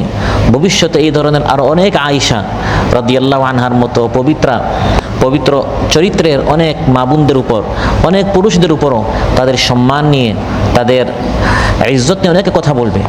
তখন একজন ইমানদার হিসাবে আমার করণীয় কি? একজন ইমানদার হিসাবে আমরা যখন শুনবো যে আপনি শুনেছেন অমুক মহিলা এই করেছে, অমুক পুরুষ এই করেছে, এটা যখন আপনাকে বলা হয়, একটি খবর, একটা তথ্য যখন আপনাকে দেয়া হয়, একটা নিউজ দেওয়া হয়, সেটা সোশ্যাল মিডিয়াতে হতে পারে, সেটা গণমাধ্যমে হতে পারে, সেটা কোনো চায়ের দোকানে হতে পারে, গল্পে আড্ডাখানে হতে পারে, তখন একজন ইমানদার হিসাবে সেই জমানায় মুনাফিকরা আয়েশা রাদিয়াল্লাহু আনহা সম্পর্কে, আর এখন ইস্যুর বাংলাদেশে কত ইস্যু আমরা দেখি, অমুক তমুক নিয়ে কত ধরনের ফেক নিউজ আমাদের সামনে আসে, তখন একজন ইমানদার হিসাবে আমাদের করণীয় কি? পরবর্তী আয়াতগুলোতে একটা একটা করে আল্লাহ তাআলা উল্লেখ করেছেন। ইমানদার হিসাবে প্রথম করণীয় হচ্ছে সুধারণা করা। কি করা? সুধারণা, আযযান্নুল হাসান, সুধারণা। আমার যে বোন নিয়ে বা আমার যে ভাই নিয়ে এই কথা বলা হচ্ছে, প্রথম আমি সুধারণা করব। আমরা প্রথমেই কুধারণা করে ফেলি। যখন আমাকে বলা হয় যে শুনেছেন কালকে রাতে আমি দেখেছি যে এই মেয়েটি অমুক ছেলের সাথে একাই কি মার্কেটে বা রাস্তায়, তখন আমি প্রথমেই কুধারণা করে, হ্যাঁ লোকটাকে কত নামাজি মনে করেছিলাম, লোকটাকে প্রত্যেক বৃহস্পতিবার আমাদের সাথে এখানে বসতে দেখি, আমি তো ভেবেছিলাম কত মুত্তাকি পরহেজগার আল্লাহওয়ালা, কিন্তু লোকটা তলে তলে স্কুল কাজ করে। তাহলে আমরা প্রথমে সুধারণা করি না, আগে আমরা কি করি? কুধারণা করি। না না না, এই লোকটা তো আমি তাকে ভালো মনে করেছিলাম, আসলে সে ভালো না। তো আগেই আমরা খারাপ ধারণা করে ফেলি। অথচ আলোচ্যাতে আল্লাহ তাআলা বলেন, যখন তোমাদের কানে কথা আসলো উম্মুল মুমিনিন রাসূল সাল্লাল্লাহু আলাইহি ওয়াসাল্লামের স্ত্রী আম্মা জান আয়েশা রাদিয়াল্লাহু আনহা সম্পর্কে যখন মুনাফিক আব্দুল্লাহ বিন সালুলের নেতৃত্বে মুনাফিকরা পুরো মুসলিম সমাজে যখন অপপ্রচার চালালো যে সাফওয়ান রাদিয়াল্লাহু আনহুর সাথে রাতে তারা একা ছিল এবং এখন দিনে দুপুরে আসছে, অবশ্যই কোনো একটি জিনিস সেখানে ঘটেছে, এই কথা শোনা মাত্রই তোমরা তোমাদের ইমানদার ভাই সম্পর্কে, বোন সম্পর্কে কেন তোমরা সুধারণা করলে না? আল্লাহ তাআলা ইরশাদ করেন, লাউলা ইদ সামি'তুমুহু যান্নাল মুমিনুনা ওয়াল মুমিনাতু বিআনফুসিহিম খায়রা ওয়া ক্বালু হাযা ইফকুম মুবিন। লাউলা ইদ সামি'তুমুহু, যখন তোমরা এটা শুনলে, প্রথম যখন আপনার সামনে খবরটি আসে, সেটা ফটো হোক, সেটা ভিডিও হোক, সেটা কোনো স্ট্যাটাস হোক, লিখিত হোক, ছবি হোক, বা কোনো বৈঠকে কোনো একটি খবর একজন আপনাকে দিল, আল্লাহ বলেন প্রথম যখন আপনি শুনলেন, শোনা মাত্রই যান্নাল মুমিনুন, তখন একজন মুমিন পুরুষ মুমিন নারী তাদের নিজেদের সম্পর্কে ভালো ধারণা কেন তার পোষণ করলো না, এবং কেন একজন ইমানদার হিসাবে আপনি এটা বলতে পারলেন না এটা খোলাখুলি স্পষ্ট মিথ্যা, এটা আমি বিশ্বাস করি না, প্রথমে এই কথা আপনি কেন বললেন না? প্রথমে আল্লাহ তাআলা ধারণা সম্পর্কে কথা বলেছেন। একটা গুজবের কয়েকটা ধাপ থাকে, প্রথমে ধারণা, তারপর গোয়েন্দাগিরি, তারপর গীবত, একে একে এভাবে একটার পর একটা গুনাহ আসতে থাকে। আল্লাহ তাআলা প্রথমেই বলেছেন কুধারণা করাই যাবে না, কারণ কুধারণা করার পরে আপনি যখন ধারণা করলেন লোকটা তাহলে কি করে তলে তলে একটু দেখি, তো দেখতে গিয়ে আপনি তখন গোয়েন্দাগিরি করেন, তার পিছনে পিছনে আপনি যেটা সে চায় না এই ধরনের অনেক খবর, তার গোপন খবরগুলো আপনি জানার, তার মোবাইলে কি আছে, তার মেসেজে কি আছে, তার হোয়াটসঅ্যাপ কি আছে, সে কাদের সাথে চলে, এরকম অনেক গোয়েন্দাগিরি। তো কুধারণা থেকে গোয়েন্দাগিরি শুরু হলো, আর তারপরে বিভিন্ন আড্ডাখানায় বৈঠকখানায় বসে বসে তার বিরুদ্ধে, তার সম্মান নিয়ে, তার ইজ্জত নিয়ে কথাবার্তা বলা শুরু হয়। তাই আল্লাহ তাআলা বলছেন যে এই কুধারণা হচ্ছে পরবর্তী এই সব অপরাধের ভূমিকা। প্রথমে যদি আপনি সুধারণা করতেন তাহলে তার পিছনে আপনি লাগতেন না, আর তার নিয়ে আপনার গীবত করতে হতো না, শুনতে হতো না। তাহলে কুধারণা হচ্ছে এই ধরনের অনেক গুজব ছড়ানোর ভূমিকা। আল্লাহ তাআলা ইরশাদ করেন, ইয়া আইয়ুহাল্লাযীনা আমানু জাতানিবু কাসীরাম মিনায-যন্নি ইন্না বা'দায-যন্নি ইসমু ওয়া লা তাজাসসু ওয়া লা ইয়াগতাব বা'দুকুম বা'দা। হে ঈমানদারেরা, ইয়া আইয়ুহাল্লাযীনা আমানু, এই আয়াতগুলো আল্লাহ তাআলা মূলত ঈমানদারদেরকে সম্বোধন করে বলছেন, কারণ এই ফিতনাটি ঘটেছিল ঈমানদারদের সমাজে। ঈমানদার হয়ে থাকলে তোমার ভূমিকা এ ধরনের মুনাফিকদের সাথে স্রোতে চলা নয়। সবাই গুজব ছড়াচ্ছে, আপনিও সেই স্রোতে চলছেন না, আপনি ঈমানদার। কান পেতে শুনেন আপনার রব আপনাকে কি নির্দেশনা দিচ্ছেন, কি হিদায়াত দিচ্ছেন। ইজতানিবু কাসীরাম মিনায-যন্ন, অধিকাংশ ধারণা থেকে তোমরা দূরে থাকো, কারণ কিছু কিছু ধারণা গুনাহের কারণ হয়, এগুলো মিথ্যা, হয়ই না এই ঘটনা, শুরু থেকেই মিথ্যা, কিন্তু এগুলোকে তিলকে তাল বানিয়ে, সাদাকে কালো করে, কালোকে সাদা বানিয়ে, সত্যকে মিথ্যা, মিথ্যাকে সত্য বানিয়ে মিডিয়ায়, সোশ্যাল মিডিয়ায়, গণমাধ্যমে, প্রচার মাধ্যমে এমনভাবে প্রচার করা হচ্ছে, একজন ভালো মানুষকে ধর্ষক বানানো হচ্ছে, একজন পবিত্র মানুষকে ব্যভিচারী বানানো হচ্ছে, একজন সতী সাধ্বী নারীকে ব্যভিচারিণী বানানো হচ্ছে। আল্লাহ তাআলা বলেন এই ধরনের কুধারণা থেকে বাঁচো। তারপর বলছেন ওয়ালা তাজাসসু, গোয়েন্দাগিরি করিও না। তো কুধারণার পর পরে আল্লাহ তাআলা গোয়েন্দাগিরি কেন বললেন? কারণ এটার পর ওটা আসে। আপনি যখন একজন সম্পর্কে কুধারণা করলেন, আচ্ছা লোকটা এই করে, তাই না, আচ্ছা তাহলে আমি একটু দেখি লোকটা কি করে, তাহলে আপনি কুধারণা করার কারণে আপনি পরবর্তীতে তার পিছনে আপনি লাগলেন। তারপর আল্লাহ বলেন এবং তোমরা পরস্পর একজন আরেকজনের গীবত করিও না, ওয়ালা ইয়াগতাব বা'দুকুম বা'দা, নিন্দা করিও না। তাহলে কুধারণার পরেই আল্লাহ বলেছেন গোয়েন্দাগিরি, তারপর বলেছেন গীবত। এরকম ধারাবাহিকভাবে কেন বললেন? তাফসীর কুরতুবীতে এসেছে, কারণ একটার পর একটা আসে। আপনি যখন কুধারণা করলেন, তারপর গোয়েন্দাগিরি করলেন, তারপর গোয়েন্দাগিরি করে আপনি কি পেলেন সেটা আপনি বিভিন্ন জায়গায় বলা শুরু করেন, যে ভাই আমি লোকটাকে খুব ভালো মনে করেছিলাম, আসলে লোকটা এমন নয়, আসলে লোকটা এই করে সেই করে, এই যে আপনি এগুলো বলছেন, এই পুরাটা হচ্ছে গীবত, এই পুরাটা হচ্ছে গীবত, আপনাদের বিরুদ্ধে গীবত করছেন। তাই রাসূল সাল্লাল্লাহু আলাইহি ওয়াসাল্লাম শিকড়টা কেটে দিয়েছেন, বলেছেন কুধারণা করাই যাবে না। এই কুধারণার কারণে একটার পর একটা গুনাহ আসে।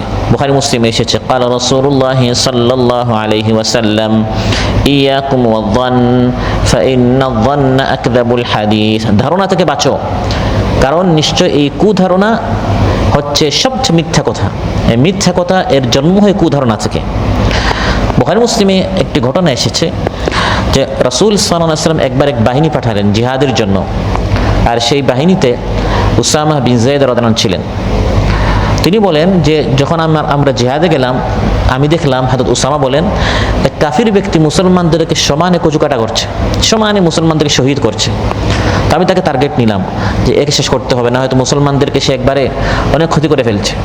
আমি যখন তার পিছনে লাগলাম, একসময় আমি তাকে আমার কন্ট্রোলে, আমার নিয়ন্ত্রণে আনলাম। তার মাথার উপর যখন আমি তরবারি উঠালাম, তখন সে বলে বসল লা ইলাহা ইল্লাল্লাহ।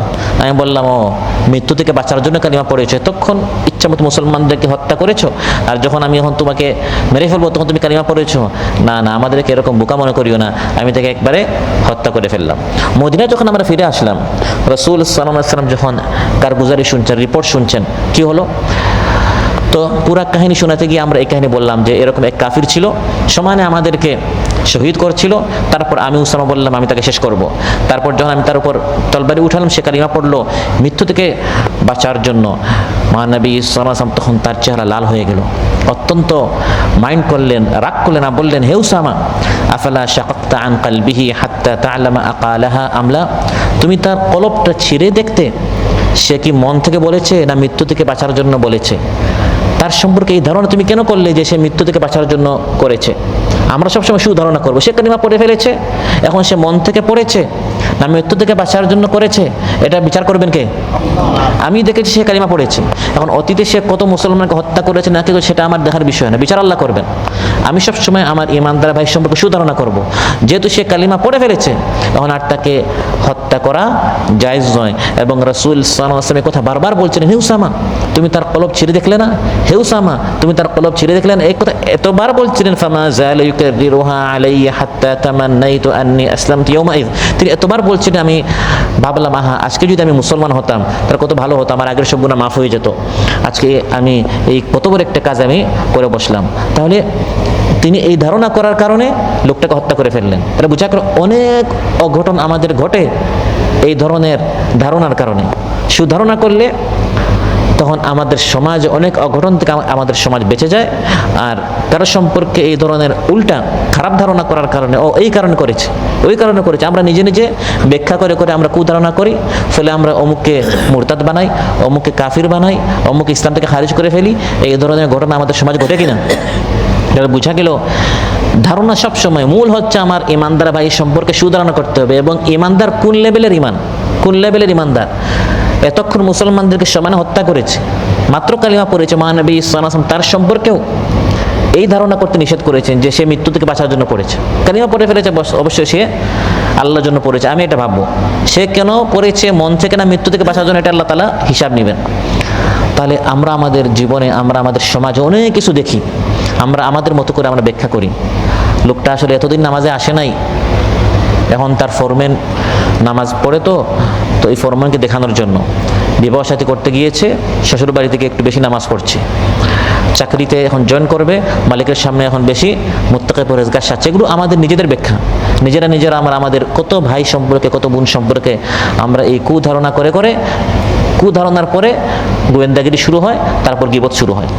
এই জন্য আল্লাহ তাআলা বলছেন, যখন তোমরা শুনলে আয়েশা রাদিয়াল্লাহু আনহা এভাবে নাউযুবিল্লাহ অমুক সাহাবীর সাথে রাতে ছিলেন, এটা শোনা মাত্রই প্রথম কুধারণা না করে প্রথমে তোমরা সুধারণা কেন করলে না? তাহলে এই আয়াত থেকে আল্লাহ তাআলা আমাদেরকে যে নির্দেশনা দিচ্ছেন, এই ধরনের গুজব যখন আমরা একটা শুনবো, প্রথমেই আমরা কি ধারণা করব? সুধারণা, ভালো ধারণা। কোনো কুধারণা, খারাপ ধারণা আমরা আমাদের কোনো ইমানদার ভাই বোন সম্পর্কে করব না। আল্লাহ তাআলা বলেন, লাউলা ইয সামি'তুমুহু যান্নাল মুমিনুনা ওয়াল মুমিনাত। এটা শোনা মাত্রই ইমানদার নরনারীরা সুধারণা করলো না কেন?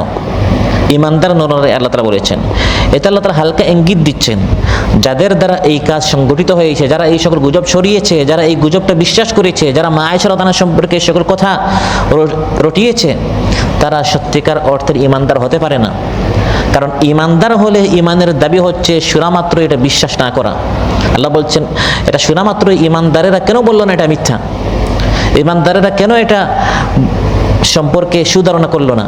তার মানে ইমানের দাবি হচ্ছে শুনামাত্র কি করা, এটা সম্পর্কে কুধারণা না করে সুধারণা করা। আর যদি আপনি এটা এই ভাই সম্পর্কে বা বোন সম্পর্কে কুধারণা করেন, আপনার আত্মসমালোচনা করতে হবে আমি খাঁটি ইমানদার কিনা। কারণ আল্লাহ বলছেন, যান্নাল মুমিনুনা ওয়াল মুমিনাত। ইমানদার নরনারীরা কেন সুধারণা করলো না? এটা ইমানের দাবি। আল্লাহ এটা বলেন না যেটা শোনা মাত্রই মানুষেরা কেন সুধারণা করে নাই, মানুষ আল্লাহ বলেন না, বলেছেন ইমানদার। তার মানে ইমানের দাবি হচ্ছে আমার কোনো ভাই সম্পর্কে যখন একটা খবর শুনবো, একটা নিউজ, ব্রেকিং নিউজ বলা হচ্ছে, তারপর ফটো দেওয়া হচ্ছে, এটা কি এআই দ্বারা তৈরি করা, এটা কি এডিট করে তৈরি করা, এটা কি বাস্তব না অবাস্তব, আগে আমার সুধারণা হতে হবে না এটা আমার ভাই করতে পারে না। তারপর আল্লাহর শব্দ চয়নগুলো দেখেন, আল্লাহ বলেন যে এই সকল সংবাদ শোনা মাত্রই ইমানদার নরনারীরা নিজেদের সম্পর্কে ভালো ধারণা কেন করলো না? আল্লাহ বলেছেন নিজেদের সম্পর্কে, বিআনফুসিহিম। আল্লাহ তাআলা এটা বলেন নাই যে এই সকল সংবাদ শোনা মাত্রই আপনার ভাই সম্পর্কে কেন আপনি সুধারণা করেন নাই, এটা আল্লাহ বলেন নাই।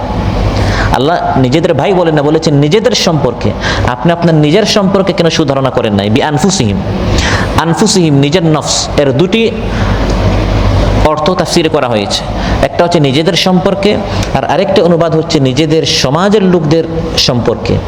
এবং এই আয়াতের শব্দাবলী দুই ধরনের অর্থের অবকাশ রাখে, দুই তাফসীর ঠিক আছে। আল্লাহ তাআলা এর দ্বারা কি বোঝাচ্ছে? যখন একটা গুজব শুনলেন, মিথ্যা খবর শুনলেন, আল্লাহ বলেন ইমানদারেরা নিজেদের সম্পর্কে কেন সুধারণা করলো না? ভাই সম্পর্কে আল্লাহ বলেন নাই, নিজেদের সম্পর্কে। আল্লাহ তাআলা এই মেসেজ দিতে চান যে মুসলমানরা সবাই হচ্ছে একটি দেহের মতো। আমি নিজের সম্পর্কে কেন সুধারণা করি? তার মানে আমার ভাইটা আর আমি এক। আমি যখন আমার ভাই সম্পর্কে একটা গুজব শুনলাম, আল্লাহ বলেন নিজের সম্পর্কে কেন সুধারণা করলে না? তার মানে তাকে আঘাত দেয়া মানে নিজেকে আঘাত দেয়া, কারণ সে এবং আমি হচ্ছে এক দেহের মতো। পানিতে যদি আপনার পায়ে আপনি আঘাত করেন, এটা পানিতে পড়বে না নিজের পায়ে পড়বে? কোথায় পড়বে? পায়ে পড়বে। উপরের দিকে যদি আপনি থুতু মারেন, তাহলে থুতুটা নিজের দিকে আসবে। ভাইকে আঘাত দেয়া মানে নিজেকে আঘাত দেয়া। ভাই সম্পর্কে কুধারণা করা মানে নিজের সম্পর্কে কুধারণা করা। নিজের ইমানি মুসলমান ভাইকে রক্তের ভাইয়ের মতো বুঝতে হবে। কেউ পৃথিবীতে এমন নাই যে তার আপন ভাই বা আপন বোন সম্পর্কে সমাজকে বলবে যে ভাই শুনেছো আমার বোন কি করেছে, এটা বলবে? এটা ঢাকার চেষ্টা করবে, কারণ নিজের বোন সম্পর্কে বলা মানে নিজের সম্মান যাওয়া। তো অন্যের বোনকে নিজের বোনের মতো মনে করতে হবে, অন্যের মেয়েকে নিজের মেয়ের মতো মনে করতে হবে। যেরকম আপনার মেয়ে যদি কোনো অঘটন তার মাধ্যমে সত্যি সত্যি ঘটেও থাকে, বিভিন্ন জায়গায় জায়গায় আপনি প্রচার করবেন না, ঢাকার গোপন করার চেষ্টা করবেন। ঠিক তেমনিভাবে আল্লাহ বলছেন নিজের ভাই সম্পর্কে বলেন নাই, নিজের সম্পর্কে কেন আপনি সুধারণা করেন নাই? অর্থাৎ নিজেরটা যেরকম ঢাকতে চেষ্টা করেন, সত্য হলেও ঢাকার চেষ্টা করেন, সে জায়গায় আপনার ভাইটা হতে পারে সত্যই না, পুরোটাই মিথ্যা। আপনি বিভিন্ন জায়গায় বলছেন ভাই শুনেছো, প্রচার করছেন, শেয়ার করছেন, কমেন্টস করছেন, বিভিন্ন হোয়াটসঅ্যাপ গ্রুপে আপনি এটা শেয়ার করছেন, আরও 10 জনকে 20 জনকে 100 জনকে শোনার জানার ব্যবস্থা করে দিচ্ছেন। অথচ আল্লাহ বলছেন ইমানদারেরা নিজেদের সম্পর্কে, নিজেদের সমাজের লোকদের সম্পর্কে কেন সুধারণা করলো না? ইমানদারেরা হচ্ছে একটি দেহের মতো। মাসালুল মুমিনিনা ফি তাওয়াদ্দিহিম ওয়া তারাহুমিহিম ওয়া তাআতুফিহিম কামাসালিল জাসাদিল ওয়াহিদ ইযা ইশতাকা মিনহু উদউন তাদাআ লাহু সাইরুল জাসাদি বিসসাহরি ওয়াল হুমা। ইমানদারদের পারস্পরিক মহব্বত, সৌহার্দ্য, ভালোবাসার দৃষ্টান্ত হচ্ছে একটি দেহের মতো। দেহের একটি অঙ্গ যদি ব্যথিত হয়, পুরা দেহ জ্বর এবং কষ্টে পুরো রাত ঘুমাতে পারে না। আমার ভাই তার বোন সম্পর্কে, তার মেয়ে সম্পর্কে সমাজে ফিতনা ছড়ানো হচ্ছে, মিথ্যা গুজব ছড়ানো হচ্ছে, আমি এটা প্রচার করা তো দূরের কথা, তার ব্যথায় আমাকে ব্যথিত হতে হবে, তার টেনশনে আমাকে টেনশন এবং দুশ্চিন্তাগ্রস্ত হতে হবে। তাহলে বুঝতে হবে যে আমার আমি খাঁটি ইমানদার, আমি আমার ভাইকে আপন করে নিতে পেরেছি, আমিও তার ভাই, সেও আমার ভাই।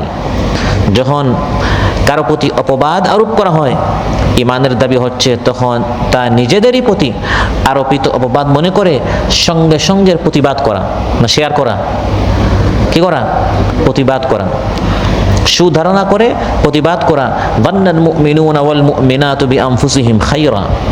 যে মুসলিম অন্য মুসলিমের দুর্নাম রটায়, তাকে লাঞ্ছিত করে, সে প্রকৃতপক্ষে নিজেকে লাঞ্ছিত করে।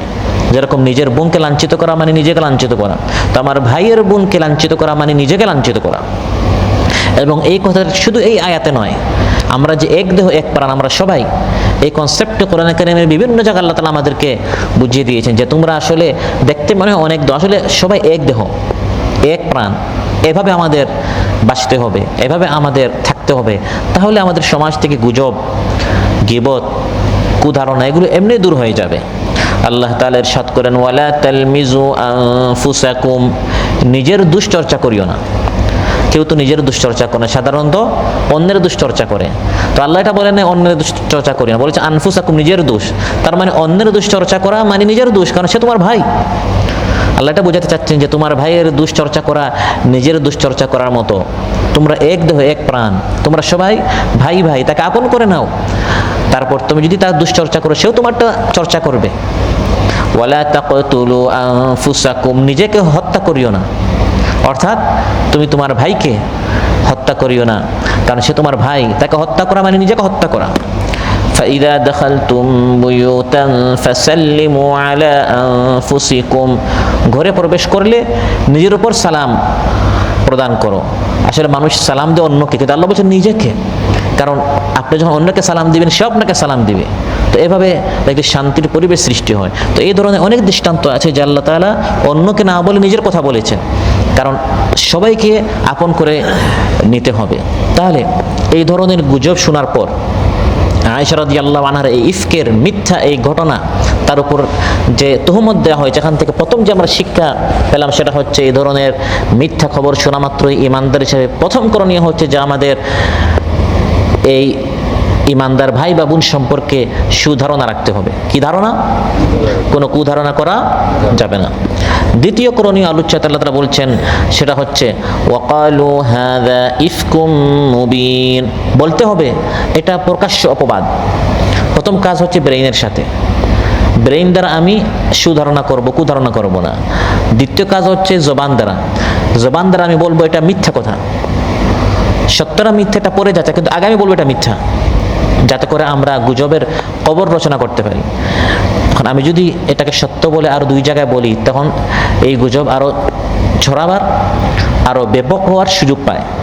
আল্লাহ বলেন প্রথম কাজ হচ্ছে সুধারণা করা, আর দ্বিতীয় কাজ হচ্ছে সঙ্গে সঙ্গে এটাকে প্রকাশ্য অপবাদ বলে দিতে হবে। এটা হচ্ছে ইমানের দাবি।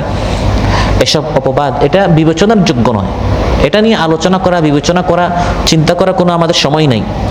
একথা শোনার সাথে সাথে প্রত্যেক মুসলিম এটা বলতে হবে যে এটা সুস্পষ্ট মিথ্যাচার, মিথ্যা বানোয়াট কথা, অপবাদ, এভাবে আখ্যা দিয়ে এই গুজবটাকে উড়িয়ে দিতে হবে। যদি আমার ভাই সম্পর্কে আমার নিকট কোনো খবর আসে, আমার বোন সম্পর্কে, বাহ্যিকভাবে এই কাজটি উচিত নয়, বলতে হবে যে হতে পারে আমার ভাইটা এই কাজটা করেছে, তার কোনো উজর আছে, হতে পারে সে না জেনে করেছে, হতে পারে তাকে বাধ্য করা হয়েছে, এরকম আমি তার জন্য উজর তালাশ করব। আর যদি আমার জানা না থাকে তাহলে বলবো হতে পারে তার এমন কোনো উজর আছে যেটা আমার জানা নাই। এভাবে বলতে হবে যে এই কাজগুলো হচ্ছে মিথ্যা কথা, মিথ্যা বলে এগুলো উড়িয়ে দিতে হবে। হযরত ওমর রাদিয়াল্লাহু বলেন ওয়ালা তাযুন্নান্না বিকালিমাতিন খারাজাত মিন আখিকাল মুমিন ইল্লা খায়রা ওয়া আনতা তাজিদু লাহা ফিল খায়রি মাহমালা। তোমার ভাই সম্পর্কে যদি কোনো একটি কথা, কোনো একটি কাজ তোমার নিকট আসে, তাহলে সব সময় তার সম্পর্কে সুধারণা করবে আর বলবে এটার কোনো ব্যাখ্যা হতে পারে আছে, আমার জানা নেই।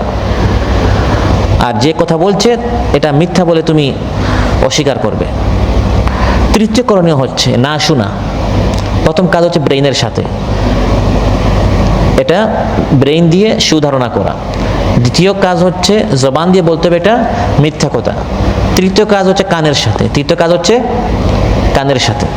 আল্লাহ তাআলা কোরআনের মধ্যে ইরশাদ করেন ওয়াফিকুম সাম্মাউনা লাহুম, তোমাদের মধ্যে মুসলিম সমাজে কিছু লোক আছে তারা আবার কান পেতে শুনে, তারা আবার কান পেতে, আপনি যখন কান পেতে তার কথা শুনবেন তখন সেও আরো মশলা লাগায় আর একটু সুন্দর করে বলবে, সত্যের সাথে মিথ্যা লাগিয়ে আর বলবে যে আপনি শুনছেন, আরেকজন শুনছে। আল্লাহ নিষেধ করেছেন এগুলো শোনা যাবে না। সাম্মাউনা লিল কাযিব, ইহুদিদের একটি চরিত্র হচ্ছে তারা মিথ্যা শুনতো, মিথ্যা, তাদের মিডিয়াগুলোতে বেশিরভাগ মিথ্যা। কোরআনের মধ্যে আল্লাহ বলেছেন সাম্মাউনা লিল কাযিব, মিথ্যা বলে, মিথ্যা রটায়, মিথ্যা শুনে। তো মুসলিমদেরকে এই সকল কাজ থেকে, ইমানদার থেকে দূরে থাকতে হবে। আল্লাহ তাআলা বলেন যে মুনাফিকরা মিথ্যা গুজব ছড়ায়, ওয়া ফীকুম সাম্মাউনা লাহুম, তোমাদের মধ্যে এক শ্রেণীর মানুষ আছে আবার এগুলো কান পেতে শুনে। তো ইমানদার হিসাবে আমার করণীয় হচ্ছে এই ধরনের গুজব শোনা যাবে না। যদি এটা আমার আপন বোন সম্পর্ক হতো আর আমি শুনতাম যে আপনি শুনছেন, আমার কি ভালো লাগবে? আপনি যদি বলেন যে ভাই আমি তো বলি না, আমি শুধু শুনেছি, তখন স্বাভাবিক আমি আপনাকে বলবো যে ভাই সে যখন বলেছে তখন আপনি শুনলেন কেন? আপনি না শুনলে সে বলতো না। তো আমার বোন যেমন আপনার বোনও তেমন, আমার মেয়ে যেমন আপনার মেয়েও তেমন। ওয়াফিকুম সাম্মাউনা লাহুম, আল্লাহ বলছেন তোমাদের মধ্যে একদল মানুষ পাওয়া যায় যারা আবার কান পেতে শুনে, মনোযোগ দিয়ে শুনে, শোনা যাবে না। এটা হচ্ছে তৃতীয় করণীয়। চতুর্থ করণীয় হচ্ছে যাচাই বাছাই করা, ভেরিফাই, তাহকিক করা।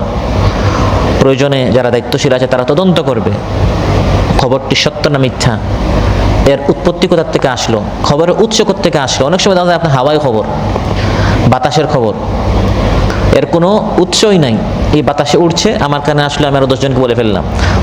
যখন আমি এটা ভেরিফাই করতে চাই দেখি যে এর কোনো উৎসই নাই, খবর কোত্থেকে এসেছে এটা আপনার খুঁজে পাওয়া যায় না। এই চতুর্থ যে করণীয় এটা সবচেয়ে গুরুত্বপূর্ণ, যে এই খবরটি প্রথমত সুধারণা রাখতে হবে, দ্বিতীয়ত মিথ্যা বলে উড়িয়ে দিতে হবে, তৃতীয়ত শোনাই যাবে না, চতুর্থ আমি বলবো যে ভাই আমি যাচাই বাছাই করে দেখছি। এরকম আপনার গুজবের সংখ্যা কমতে কমতে ছিল আপনার 100টা, এরকম কমতে কমতে দেখবেন মিথ্যা বলার কারণে অনেক গুজব শেষ হয়ে যাবে, সুধারণা করার কারণে অনেক গুজব শেষ হয়ে যাবে, লাস্টে আপনার হাতে 3, 4, 5টা খবর বাকি থাকবে। এগুলো যাচাই বাছাই করার দরকার পড়তে পারে। আল্লাহ তাআলা আলোচ্য আয়াতগুলোতে বলছেন লাউলা জাউ আলাইহি বিআরবাআতি শুহাদা, তারা যে এই তুহমত অপবাদ দিল, তারা 4 জন সাক্ষী আনলো না কেন? তার মানে কোনো পুরুষ বা কোনো নারীর সম্মানের উপর কেউ যদি আঘাত দেয়, জারজ সন্তান বলল, হারামজাদা বলল, এগুলো অনেক সময় মানুষ সহজে বলে ফেললে এর মাধ্যমে আপনি সরাসরি একজনের মায়ের উপর অপবাদ দিচ্ছেন, বাবার উপর আপনি অপবাদ দিচ্ছেন। 4 জন সাক্ষী আপনাকে আনতে হবে। যদি ইসলাম প্রতিষ্ঠা হয় তাহলে 4 জন সাক্ষী আনতে না পারলে 80টি দূর এই ব্যক্তির উপর ফরজ হয়ে যায়। এগুলো সহজ বিষয় নয়, তামাশার বিষয় নয়। আল্লাহ তাআলা বলেন তারা যে আয়েশা রাদিয়াল্লাহু আনহার উপর তুহমত দিল, অপবাদ দিল, 4 জন সাক্ষী তারা আনলো না কেন? তারপর ভেরিফাই করতে হবে 4 জন সাক্ষী আছে না নাই, ডকুমেন্টস আছে না নাই, দলিল আছে না নাই। আপনি যে একটা কথা বলে ফেললেন অমুক মেয়ে এই কাজ করেছে, এই দেখেন একটা ভিডিও, আপনি এটাকে যাচাই বাছাই করেছেন? এটাকে মিথ্যা না সত্য, ফেক নিউজ না এটা সত্য নিউজ, এটাকে এআই দ্বারা তৈরি করা না বাস্তবে, যাচাই বাছাই করতে হবে। কোরআনে কারীমে আল্লাহ তাআলা ইরশাদ করেন, হে ঈমানদারেরা, ইয়া আইয়ুহাল্লাযীনা আমানু ইন জাআকুম ফাসিকুম বিনাবাইন ফাতাবায়ানু আন তুসিবু কওমান বিজাহালাতিন ফাতুসবিহু আলা মা ফাআলতুম নাদিমিন। হে ঈমানদারেরা, কোনো ফাসিক যদি তোমাদের নিকট কোনো খবর নিয়ে আসলো, ভাই শুনেছেন, আল্লাহ বলেন শোনা মাত্র প্রচার করিও না, ফাতাবায়ানু, আগে যাচাই বাছাই করো, আগে এটা ভেরিফাই করো, এরা সত্যতা যাচাই করো, যাতে করে তোমার অজান্তে তুমি কোনো একটা ভুল সিদ্ধান্ত করে না বসো, পরে আবার আফসোস করতে হবে। এই জন্য আগে যাচাই বাছাই করো। অনেক সময় শেয়ার করার পর আবার ডিলিট করতে হয়, ডিলিট করার আগে অনেকে আবার স্ক্রিনশট নিয়ে নেয়, এটা আপনার হাতছাড়া হয়ে গেছে, আপনি পরে আফসোস করছেন, আপনি পরে অনুশোচনা করছেন। এই আলোচ্য আল্লাহ তাআলা সূরা হুজুরাত আল্লাহ তাআলা বলছেন যে সিদ্ধান্ত নেওয়ার আগে, আপনার একটা শেয়ার হচ্ছে আপনার একটা সিদ্ধান্ত, একটা পোস্ট হচ্ছে আপনার একটা সিদ্ধান্ত। এক জায়গায় আপনি কথাটি বলে এসেছেন, ভাই আমি অমুক জায়গায় শুনেছি, যখন আপনি বলে ফেলেছেন এটা আপনার সিদ্ধান্ত ছিল যে আমি বলবো, আরেক জায়গায় বলবেন কিনা, শেয়ার করবেন কিনা, এর আগে যাচাই বাছাই করেন। ভাবিয়া করিও কাজ, করিয়া ভাবিও না, আগে ভাবতে হবে। সহিহ মুসলিমে এসেছে পুরা মদিনায় একটি খবর হঠাৎ ছড়িয়ে গেল, এবং এই অধিকাংশ খবরের পিছনে মুনাফিকরা থাকতো। কারণ মুনাফিকরা মানে সরাসরি অস্ত্র নিয়ে আসতো না, ভয় পেত, তারা ভীতু ছিল, কাপুরুষ ছিল। তারা এই সকল ফিতনা ছড়িয়ে, গুজব ছড়িয়ে মুসলমানদের সমাজে, রাষ্ট্রে সবসময় একটি অস্থিরতা তারা সৃষ্টি করত, সেই যুগে এবং বর্তমানেও। হঠাৎ পুরা মদিনা একটি খবর ছড়িয়ে পড়ল, আন্নান নাবিয়্যা সাল্লাল্লাহু আলাইহি সাল্লাম তাল্লাকা নিসাআহু, মহানবী সাল্লাল্লাহু আলাইহি সাল্লাম তার সকল স্ত্রীদেরকে তালাক দিয়ে দিয়েছে। নাউযুবিল্লাহ। এই মিথ্যা খবর কোত্থেকে এসেছে কেউ জানে না, হঠাৎ পুরা মুসলিম সমাজে এই খবরটি ছড়িয়ে পড়ল।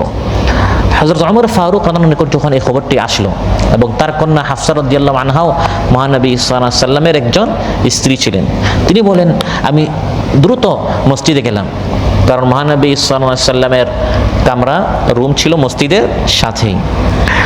আমি গিয়ে দেখলাম মসজিদেও মানুষ এই একটা বিষয় নিয়ে কথাবার্তা বলছে। সবাই বলছে যে শুনেছো রাসূল সাল্লাল্লাহু আলাইহি ওয়াসাল্লাম তার সকল স্ত্রীদেরকে তিনি তালাক দিয়ে দিয়েছেন। তো আমার আর ধৈর্য হলো না, আমি মহানবী সাল্লাল্লাহু আলাইহি ওয়াসাল্লামের নিকট গেলাম এবং তাকে জিজ্ঞাসা করলাম, আতাল্লাকতা নিসাআকা ইয়া রাসূলুল্লাহ, আপনি কি আপনার সকল স্ত্রীদেরকে তালাক দিয়ে দিয়েছেন? ফাকালা লা, তিনি বললেন না, আমি তালাক দেই নাই, এরকম কিছু ঘটেই নাই। কিন্তু মুনাফিকরা এমনভাবে, সেই যুগে যতটুকু মিডিয়ার শক্তি ছিল ওই মিডিয়া দিয়ে মুখে মুখে, আর এখন তো অত্যন্ত পাওয়ারফুল তথ্য প্রযুক্তির যুগ, সেই যুগে যতটুকু মিডিয়া ছিল তারা মসজিদ পর্যন্ত খবরটা পৌঁছে দিয়েছে। মসজিদে বসে বসে ইবাদতের জায়গায় মুসলমান এসকল কথায় ব্যস্ত হয়ে গেছে। তখন হযরত ওমর রাদিয়াল্লাহু আনহু মসজিদে আলা সাউতি, তার যত আওয়াজ আছে বড় আওয়াজে তিনি চিৎকার করে বললেন, লাম ইউতাল্লিক রাসূলুল্লাহি সাল্লাল্লাহু আলাইহি ওয়াসাল্লাম নিসা, শুনো হে মুসলমানেরা, আমি মহানবী সাল্লাল্লাহু আলাইহি ওয়াসাল্লামের কাছ থেকে মাত্র খবর নিয়ে এসেছি, সর্বশেষ ব্রেকিং নিউজ, যে তিনি তার স্ত্রীদেরকে তালাক দেন নাই। তখন আয়াত নাজিল হলো সূরাতুন নিসায়, ওয়া ইযা জাআহুম আমরুম মিনাল আমনি আউল খাউফি আযাউ বিহি, কোন নিরাপত্তার বা ভয়ের কোনো ধরনের একটা খবর আসা মাত্রই এক শ্রেণীর মানুষ আছে সঙ্গে সঙ্গে শেয়ার করে ফেলে, সঙ্গে সঙ্গে এটা প্রচার করে। নিরাপত্তার খবর বা ভয়ের খবর, ভালো খবর বা মন্দ খবর, এটা কানে আসতে দেরি, তার জবান থেকে অন্য জায়গায় প্রচার হতে কেউ না দেরি হয় না। শুনেছো অমুকে বিবাহ করেছে, এটা ভালো খবর, তো আগে আপনি খবরটি ভালো করে শুনেন। অমুকে তালাক দিয়েছে, এটা খারাপ একটা খবর, তো ভালো হোক মন্দ হোক, অমুকের ছেলে হয়েছে ভালো খবর, মারা গিয়েছে মন্দ খবর, তো আল্লাহ ভালো হোক মন্দ হোক একটা খবর শোনা মাত্রই কিছু মানুষ সঙ্গে সঙ্গে গুজব প্রচার করতে এক পায়ে দাঁড়িয়ে থাকে। অথচ এই খবর শোনার পর উচিত হচ্ছে যারা দায়িত্বশীল আছে তাদের উপর এটা ছেড়ে দেয়া, তারা যাচাই বাছাই করে দেখবে, যদি সত্য হয় তখন তাদের পক্ষ থেকে এটা প্রচার করা হবে। রাসূল সাল্লাল্লাহু আলাইহি ওয়াসাল্লাম তালাক দিয়েছেন কিনা এটা তার পক্ষ থেকে যদি আসতো তাহলে এত অস্থিরতা হতো না। তাই সহিহ মুসলিম এসেছে, ক্বালা রাসূলুল্লাহ সাল্লাল্লাহু আলাইহি ওয়াসাল্লাম কাফা বিল মারই কাযিবান আন ইউহাদ্দিসা বিকুল্লি মা সামি'a। একজন মানুষের মিথ্যাবাদী হওয়ার জন্য যথেষ্ট, এই লোক মিথ্যাবাদী হওয়ার জন্য যথেষ্ট, যা শুনে তা বলে। আপনি যা শুনেন সব কিছু সত্য নয়, এর মধ্যে 100টার মধ্যে 20টা সত্য, 30টা সত্য, 70-80টা মিথ্যা হয়। আর আপনি যদি সবগুলি বলতে যান, প্রচার করতে যান, তাহলে আপনার 100টার মধ্যে 70-80টা মিথ্যা হয়ে যাচ্ছে। আর আপনি যদি যাচাই বাছাই করে 20টা সত্যটা বলেন, তাহলে আপনি সত্যবাদী হবেন। আর 80টা এক কান থেকে ঢুকলো আর এক কান থেকে আপনি বের করে ফেলবেন। অন্য হাদিসে এসেছে কাফা বিল মারই ইসমান আন ইউহাদ্দিসা বিকুল্লি মা সামি'a। মানুষের গুনাহগার হওয়ার জন্য যথেষ্ট যা শুনে তা প্রচার করে। আবু দাউদ এসেছে, রাসূল সাল্লাল্লাহু আলাইহি ওয়াসাল্লাম ইরশাদ করেন বি'সা মাতিয়াতুর রাজুলি জা'মু। কথা বলার সময় এই শব্দ বলা সবচেয়ে নিকৃষ্ট। মানুষ বলে, অনেকেই কোনো রেকর্ড আনতে পারে না, ডকুমেন্টস আনতে পারে না, প্রমাণ দলিল আনতে পারে না, শুধু কি বলে, ভাই সবাই বলে। এই সবাই বলে, মানুষ বলে, লোকেরা বলে। মহানবী সাল্লাল্লাহু আলাইহি ওয়াসাল্লাম ইরশাদ করেন কারো সম্পর্কে, কারো সম্মান সম্পর্কে, কারো ইজ্জত সম্পর্কে কথা বলার ক্ষেত্রে এই ধরনের শব্দ ব্যবহার করা সবচেয়ে নিকৃষ্ট। কোনো দলিল প্রমাণ নেই, শুধু সবাই বলে, আপনি সবার সাথে চলছেন। অথচ এই কথাটা যদি আপনার সম্পর্ক হতো, আপনি কি বলতেন, ভাই আপনি এটা একটু যাচাই বাছাই করেন, কোথায় বলেছি, প্রমাণ নিয়ে আসেন। তো নিজের ক্ষেত্রে প্রমাণ চান আর অন্যের সম্পর্কে আপনি বলেই যাচ্ছেন, আপনি ভাবতেছেন না, কোনো ফিকিরি করেন না। এভাবে অনেক গুজব নির্দোষ মানুষকে অপদস্থ করেছে। ইতিহাস যদি আমরা দেখি, অনেক নির্দোষ তাদেরকে দোষী বানানো হয়েছে, তাদেরকে ধর্ষক বানানো হয়েছে, তাদেরকে খুনি বানানো হয়েছে, তাদেরকে মানবাধিকার বিরোধী তাদেরকে বানানো হয়েছে, অনেক মহান ব্যক্তিদেরকে লাঞ্ছিত করা হয়েছে, অনেক ক্রাইম সংগঠিত হয়েছে, ফাঁসির কাস্টে ঝুলানো হয়েছে, হত্যা করা হয়েছে এ ধরনের মিথ্যা গুজবের মাধ্যমে। এক একটি ফ্যামিলির সম্পর্ক ছিন্ন হয়েছে, ভাই ভাইয়ে শত্রুতা, চিরশত্রুতা। স্বামী স্ত্রীর মধ্যে বিচ্ছেদ ঘটেছে গুজবের মাধ্যমে, ভাই ভাইয়ের মধ্যে শত্রুতা, মুখ দেখা দেখি না, একটা মিথ্যা, মানে দেখা যাবে এর মূল হচ্ছে একটা মিথ্যা গুজব। এমনকি বড় বড় এক একটা রাষ্ট্র তছনছ হয়ে গেছে, বড় বড় এক একটা বাহিনী পতন হয়েছে, পরাজিত হয়েছে একটা গুজবের কারণে। উহুদ যুদ্ধে মুসলমানরা পরাজিত হয়েছেন বেশ কয়েকটা কারণে। এর মধ্যে একটা ছিল মহানবী সাল্লাল্লাহু আলাইহি ওয়াসাল্লাম 50 জন সাহাবীকে উপরে থাকতে বলেছিলেন উহুদ পাহাড়ের উপরে, যে কাফিররা যেন পিছন দিয়ে আক্রমণ না করে আপনারা খেয়াল করবেন। তো 50 জনের মধ্যে 40 জন নেমে গিয়েছিলেন, এটা লম্বা কাহিনী। এই কারণগুলোর মধ্যে একটা কারণ ছিল, হঠাৎ ইবলিস একটা গুজব ছড়ালো, আন্না মুহাম্মাদান কাদ কুতিল, যে মুহাম্মদ সাল্লাল্লাহু আলাইহি ওয়াসাল্লাম শহীদ হয়ে গেছেন। এটা সম্পূর্ণ মিথ্যা একটা গুজব ছিল, ইবলিসের একটা চক্রান্ত ছিল। যখনই প্রচার হলো যে হে মুসলমানরা, তোমাদের লিডার, তোমাদের সেনাপ্রধান কিন্তু শহীদ হয়ে গেছেন, তখন মুসলমানরা মানসিকভাবে একবারে বিপর্যস্ত হয়ে গেছেন। আর আমরা লড়াই করে লাভ কি, বেঁচে লাভ কি, যখন আমাদের নবী মারা গিয়েছেন, আসলে তিনি শহীদ হন নাই। কিন্তু এই গুজবের কারণে মুসলমানদেরকে পরাজিত হতে হয়েছে। আজ পর্যন্ত আমরা যে দেখতে পাচ্ছি মুসলমানরা বিভিন্ন দলে উপদলে বিভক্ত, বিচ্ছিন্ন, এর মূল ধারা শুরু হয়েছে হযরত উসমান রাদিয়াল্লাহু জামানায়। খাওয়ারিজরা মিথ্যা গুজব ছড়িয়ে উসমান রাদিয়াল্লাহু উপর মিথ্যা তুহমত দিয়ে তাকে শহীদ করেছে। যে সকল অপবাদ দেওয়া হয়েছে উসমানের উপর সবগুলো মিথ্যা ছিল। এবং সেই যে মুসলমানরা 2 দল হলো, 5 দল হলো, 20 দল হলো, হতে হতে আজ পর্যন্ত আমরা দেখছি এক একটা দেশে মুসলমানদের কত দল। এর মূল ছিল এই মিথ্যা গুজব। আল্লাহ তাআলা বলেন 4 জন সাক্ষী তারা আনলো না কেন? আপনাকে ভেরিফাই করতে হবে, যাচাই বাছাই করতে হবে, সাক্ষী আছে না নাই। এই মেয়ে যে এই কাজটা করেছে বা পুরুষ যে এই কাজটা করেছে, কোনো সাক্ষী আছে না নাই। ফাইদ লাম ইয়াতু বিশুহাদা, আল্লাহ বলেন তারা যদি সাক্ষী আনতে না পারে, আর হযরত আয়েশা রাদিয়াল্লাহু আনহার ক্ষেত্রে তারা সাক্ষী আনতে পারবেও না, বললেন ইয়াতু বিহিম, কোনো সাক্ষী আনতেও পারবে না, কারণ এটা সম্পূর্ণ মিথ্যা। ফাউলাইকা ইনদাল্লাহ, আল্লাহ বলেন এরা আল্লাহর আইন অনুযায়ী হুমুল কাযিবুন, এরা মিথ্যাবাদী। কেন মিথ্যাবাদী? কারণ তারা কোনো দলিল আনতে পারে নাই, দলিল ছাড়া কথা বলেছে যে হযরত আয়েশা রাদিয়াল্লাহু আনহা নাউযুবিল্লাহ তিনি অশ্লীল কাজ করেছেন, অথচ তিনি সম্পূর্ণ পবিত্র একজন নারী ছিলেন।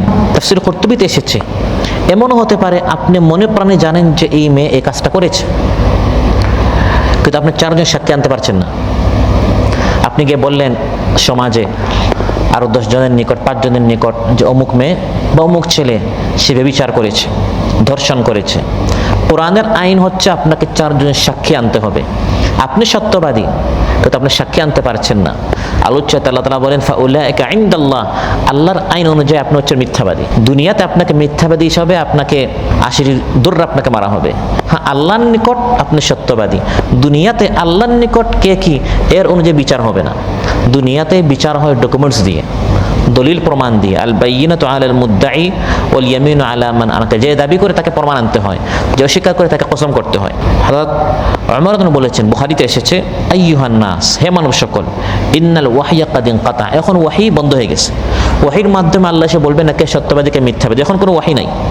ওয়া ইন্নামা নাখুযুকুমুল আনা বিমা যাহারা লানা মিন আমালিকুম, এখন আমি তোমাদের আমল দেখে দেখে আমি তোমাদেরকে ধরব, ভালো হলে ভালো, খারাপ হলে খারাপ।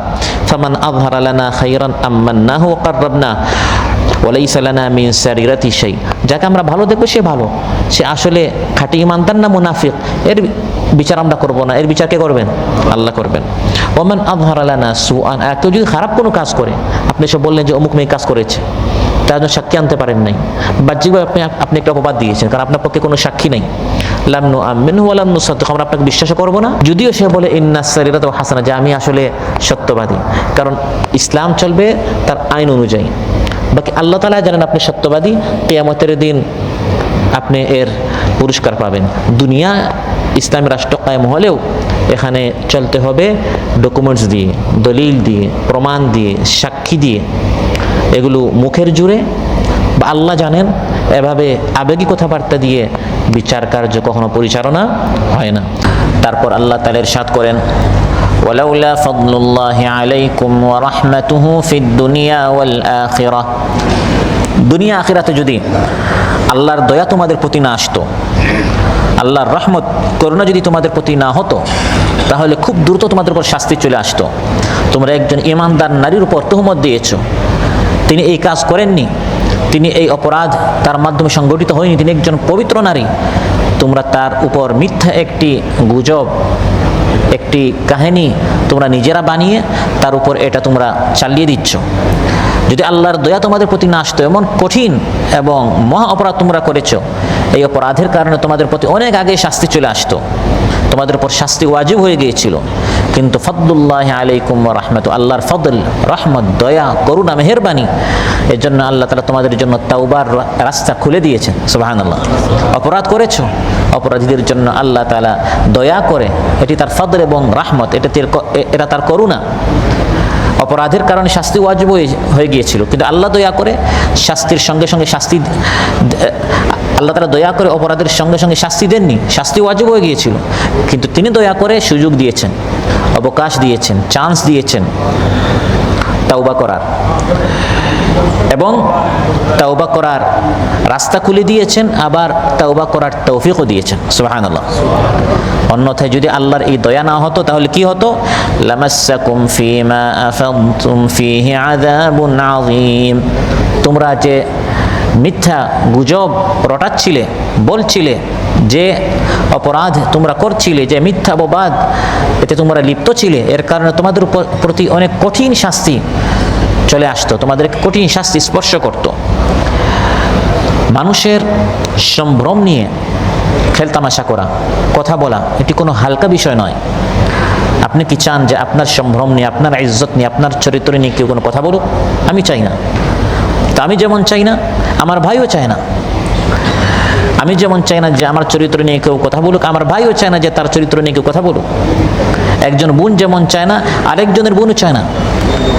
অথচ নির্বিঘ্নে কোনো চিন্তা ছাড়া রাত দিন আমরা বলেই যাচ্ছি, আর ফেসবুকে, সোশ্যাল মিডিয়া এগুলো শেয়ার করে যাচ্ছে, মানুষের চরিত্র নষ্ট করা হচ্ছে। লামাসসাকুম ফীমা আফাদতুম ফীহি আযাবুন আযীম, এই অপরাধের কারণে তোমাদেরকে কঠিন শাস্তি স্পর্শ করে ফেলতো, আল্লাহ দয়া করে শাস্তি দেননি। মানুষের চরিত্র নিয়ে যারা কথা বলে তাদের জন্য কঠিন শাস্তি রয়েছে, এবং এই শাস্তিটি রাসূল সাল্লাল্লাহু আলাইহি ওয়াসাল্লাম সচক্ষে মেরাজ রাতে দেখে এসেছেন। আবু দাউদে এসেছে, قال رسول الله صلى الله عليه وسلم لما عرج بي مررت بقوم لهم أظفار من نحاس يخمشون وجوههم وصدورهم। যে রাতে আমাকে মেরাজ করানো হয়েছে, মেরাজের রাতে আমি একদল মানুষ দেখলাম, তাদের নখ হচ্ছে তামার, এবং তামার নখ দিয়ে তারা তাদের চেহারা এবং বক্ষদেশ, তাদের বুকে তারা আছড়াচ্ছে, এরকম রক্ত বের করছে। ফাকুলতু মান হাউলা ইয়া জিবরিল, আমার সফর সঙ্গে জিবরিল আলাইহিস সালামকে প্রশ্ন করলাম, হে জিবরিল, এই হতভাগারা কারা? তামার নখ দিয়ে তারা তাদের মুখ আছড়াচ্ছে, রক্ত বের করছে তাদের মুখ এবং তাদের বক্ষদেশ থেকে তারা রক্ত বের করছে, এরা কারা? জিবরিল আলাইহিস সালাম বললেন, হাউলা ইল্লাযীনা ইয়াকুলুনা লুহুমান নাসি ওয়া ইয়াকউনা ফি আরাদিহিম, এরা হচ্ছে সেই সকল মানুষ যারা মানুষের গোশত খায়, মানুষের সম্ভ্রম লুটে বেড়ায়, মানুষের সম্ভ্রম নিয়ে তারা খেলতামাশা করে, মানুষের ইজ্জত নষ্ট করে, মানুষের চরিত্র নিয়ে কথা বলেই যাচ্ছে, কোনো চিন্তা নেই, মৃত ভাইয়ের গোশত খাওয়ার মতো। এই জন্য কিয়ামতের দিন এই ব্যক্তি, তার কঠিন শাস্তি হচ্ছে যে তার চেহারায় সে নিজে এবং তার বুকে সে নিজে তামার নখ দিয়ে সে আছড়াবে। লামাসসাকুম ফীমা আফাদতুম ফীহি আযাবুন আযীম। তোমরা মা আয়েশা রাদিয়াল্লাহু আনহা সম্পর্কে এবং যে কোনো ঈমানদার নারী সম্পর্কে যে চরিত্র নিয়ে তোমরা কথা বলেছো, এর জন্য কঠিন শাস্তি চলে আসতো। এটি মিথ্যা কথা, এখানে মিথ্যা কথার শাস্তি রয়েছে, এখানে গীবতের শাস্তি রয়েছে, এখানে বুহতান, ইফতিরা, তুহমতের শাস্তি রয়েছে। গীবত এক জিনিস আর অপবাদ আরেক জিনিস। গীবত একটি শাস্তি, আর মিথ্যা অপবাদ হচ্ছে দ্বিগুণ শাস্তি। আপনি বললেন অমুক ব্যক্তি এই কাজ করেছে, আসলে সে করেছে, তাহলে এটা হচ্ছে একটা গুনাহ, গীবত। আর আরেকটা হচ্ছে আপনি বললেন এই লোক এই কাজ করেছি, আসলে সে করে নাই, এখানে দ্বিগুণ শাস্তি। একটা আপনি গীবত করলেন, আর দ্বিতীয়ত সে করে নাই, আপনি তারপর মিথ্যা অপবাদ দিয়েছেন। সহিহ মুসলিম এসেছে, قال رسول الله صلى الله عليه وسلم أتدرون ما الغيبة। মহানবী সাল্লাল্লাহু আলাইহি ওয়াসাল্লাম প্রশ্ন করলেন সাহাবীদেরকে, আপনারা কি জানেন গীবত জিনিসটা কি? তারা বললেন, আল্লাহ ওয়া রাসূলুহু আ'লাম, আল্লাহ এবং তার রাসূল সাল্লাল্লাহু আলাইহি ওয়াসাল্লাম বেশি জানেন, ভালো জানেন, অধিক জানেন। মহানবী সাল্লাল্লাহু আলাইহি ওয়াসাল্লাম ইরশাদ করলেন, যিকরুকা আখাকা বিমা ইয়াকরাহ, তোমার ভাই সম্পর্কে এমন মন্তব্য করা যা তার ভালো লাগে না, তার অপছন্দ। কেউ চায় না যে তার কোনো দুর্নাম করা হোক। তো আপনি আপনার ভাইয়ের যদি নিন্দা করেন, তার দুর্নাম করেন, এটা তো তার পছন্দ নয়, তো এমন কথা বলে এটাকে গীবত বলা হয়। একজন বলল, ইয়া রাসূলুল্লাহ আফারাআইতা ইন কানা ফি আখি মা আকুল, আমি আমার ভাই সম্পর্কে একটা কথা বললাম এবং সত্যি সত্যি যদি তার মধ্যে এই দুষ্টি থাকে, মহানবী সাল্লাল্লাহু আলাইহি ওয়াসাল্লাম ইরশাদ করলেন, ইন কানা ফীহি মা তাকুলু ফাকাদ ইগতাবতা ওয়া ইন লাম ইয়াকুন ফীহি মা তাকুলু ফাকাদ বাহাত্তা। যদি তুমি তার চরিত্র নিয়ে কথা বলেছো এবং সত্যি সত্যি তার চরিত্রে যদি কোনো সমস্যা থাকে, তাহলে এর নামে গীবত। আর যদি তার মধ্যে এটা না থাকে, এটা তো গীবত নয়, এটা হচ্ছে বুহতান, মিথ্যা অপবাদ, তুহমত। এটা দ্বিগুণ শাস্তি, অপবাদের শাস্তি আর গীবতের শাস্তি। আল্লাহ তাআলা বলেন, এরকম আয়েশা রাদিয়াল্লাহু আনহা সম্পর্কে শুধু গীবত নয়, তুহমত তোমরা দিয়ে যাচ্ছ। আয়েশা রাদিয়াল্লাহু আনহা, তার চরিত্রে কোনো কালিমা নেই, কোনো দোষ নেই, কোনো দুর্বলতা নেই, অথচ তোমরা তার উপর একটি মিথ্যা ঘটনা তোমরা রটাচ্ছ, গুজব রটাচ্ছ। ইয তালাক্কাউনাহু বিআলসিনাতিকুম ওয়া তাকুলুনা বিআফওয়াহিকুম মা লাইসা লাকুম বিহি ইলম ওয়া তাহসাবুনাহু হায়্যিনান ওয়া হুয়া ইনদাল্লাহি আযীম। কঠিন শাস্তি তোমাদেরকে স্পর্শ করত যখন তোমরা এই মিথ্যা অপবাদটি, এই তুহমতটি, মিথ্যা কথাটি তোমরা তোমাদের মুখে মুখে ছড়াচ্ছিলে, প্রচার করছিলে, মুখে মুখে একজন বলে আরেকজন এটা প্রচার করে। তোমরা তোমাদের মুখ দিয়ে এমন কথা বলছিলে, উচ্চারণ করেছিলে, মা লাইসা লাকুম বিহি ইলম, যে বিষয়ে তোমাদের কোনো ইলমই ছিল না, তুমি জানোই না, শুধু শুনেছো, শোনা মাত্র তুমি বলা শুরু করেছো, না জেনে তুমি প্রচার করছো।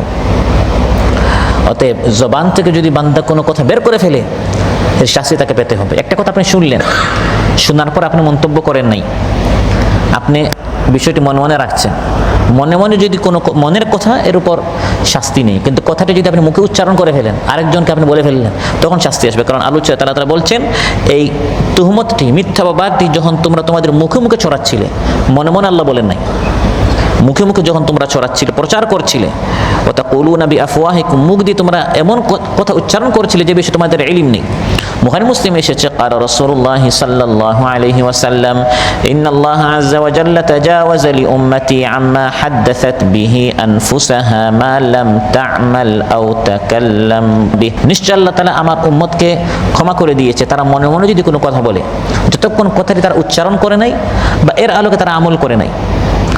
যেমন আপনাকে একজনে একটা কথা বলল, আপনি এটা অন্য কাউকে বলেন নাই, কিন্তু আপনি এর উপর আমল করলেন। কিভাবে? আপনি গিয়ে ওই ব্যক্তির উপর আক্রমণ করলেন, কথা না বলে আপনি ওই গুজবের আলোকে আপনি আমল করেছেন, কোনো একটা পদক্ষেপ নিয়েছেন, ভূমিকা পালন করেছেন, তাহলে শাস্তি আছে। ওই গুজবের আলোকে, এই অপবাদের আলোকে আপনি কোনো একটা কাজ করলেন বা আপনি মুখের মাধ্যমে অন্য কাউকে বললেন, প্রচার করেন, তখন শাস্তি। আর মনে মনে আপনি চিন্তা করছেন, আপনি মনে মনে কথা বলছেন, এর উপর শাস্তি নেই, কারণ এটা মানুষের নিয়ন্ত্রণের বাহিরে। মানুষ দুর্বল, শোনা মাত্রই তার ভিতরে একটা চিন্তা চলে আসে, লোকটা এটা কিভাবে করলো, একটা মনের কথা চলে আসতে পারে, কিন্তু এটা ধারণা করা যাবে না। আল্লাহ তাআলা বলেন ইফতালাকাউনাহু বিআলসিনাতিকুম, দুটি কথা আল্লাহ তাআলা বলেছেন যখন তোমরা এই কথাটি মুখে মুখে তোমরা ছড়াচ্ছিলে। দ্বিতীয় কথা বলেছেন ওয়াতাকুলুনা বিআফওয়াহিকুম মা লাইসা লাকুম বিহি ইলম, তোমরা তোমাদের মুখ দিয়ে এমন কথা বলছিলে যে বিষয়ে তোমাদের ইলম নেই। এই দুই জিনিস আল্লাহ নিষেধ করেছেন, একটি হচ্ছে মিথ্যে কথা বলা আর আরেকটা হচ্ছে না জেনে বলা। এখানে দুই কথায় দুই ধরনের কাজই সেই সমাজের লোকেরা তারা করেছিল। একটি হচ্ছে না জেনে কথা বলা, আয়েশা রাদিয়াল্লাহু আনহা এই কাজ করেছেন কিনা তদন্ত না করে, যাচাই বাছাই না করে, না জেনে তারা কথাটি বলে ফেললো। আর আরেকটি হচ্ছে মিথ্যে কথা বলা, অনেকেই জানতো যেটা মিথ্যা, কারণ যে প্রথম এই গুজবটি শুরু করেছে এবং যারা তার আশেপাশে ছিল তারা তো জানে প্রাণে জানতো যে এই কথাটি কি মিথ্যা। আজ আমাদের সমাজে এরকম অনেকে আছে, নিজে পোস্টটা করে, পোস্ট করার সময় যখন সে মেসেজটি লিখছে সে জানে যে পুরা কাহিনী তার নিজের বানানো, বা মিডিয়াতে যখন সে একটা নিউজ দিচ্ছে সে জানে যে খবরটি সম্পূর্ণ আগাগোড়া মিথ্যা। মিথ্যা কথা বলা। আর অনেকে আছে না জেনে এটা আরেক জায়গায় বলে ফেলে, সে এটা যাচাই বাছাই করেন নাই সত্য না মিথ্যা। তো যাচাই বাছাই না করে সত্য না মিথ্যা না জেনে বলাটাও অপরাধ, আর মিথ্যা জেনে শুনে বলে এটা তো আরো বড় অপরাধ। জানতে হবে, কারণ আপনি আপনার ভাই সম্পর্কে মন্তব্য করছেন, আপনার সম্পর্কে যদি কেউ মন্তব্য করে আর যদি সে বলে যে ভাই আমি তো আসলে জানি নাই, তা আপনি বলবেন যে তাহলে না জেনে আপনি কেন বললেন, আপনি তো আমার একটা ক্ষতি করে ফেলেছেন। আর যখন একটা কথা মুখ থেকে বের হয়ে যায় 10 জন শুনে ফেলে, তখন ওই 10 জনকে, ওই 100 জনকে আবার তো আপনি আর খুঁজে পাবেন না যে ভাই আমি আগে যারা বলেছিলাম এটা ভুল ছিল। ওই ভুল ছিল আপনি যখন ক্ষমা চাইবেন তখন ওই আগের 100 জন তার থাকে না। ওই 100 জনের মধ্যে 10-15 জন 20 জন আরও 100 জন 500 জন 1000 জনকে অলরেডি বলে ফেলেছে, কথাটি আপনার আনকন্ট্রোল হয়ে গেছে। এবং মানুষ আপনি যখন ভুল শুধরান, সঠিক কথা যখন বলেন, তখন মানুষের অভ্যাস হচ্ছে এই কথাটি কম মানুষ শুনে, আর উল্টা কথা, খারাপ কথা, অশ্লীল কথা, একজনে ভুল করেছে এই সকল কথা দ্রুত সরিয়ে যায়।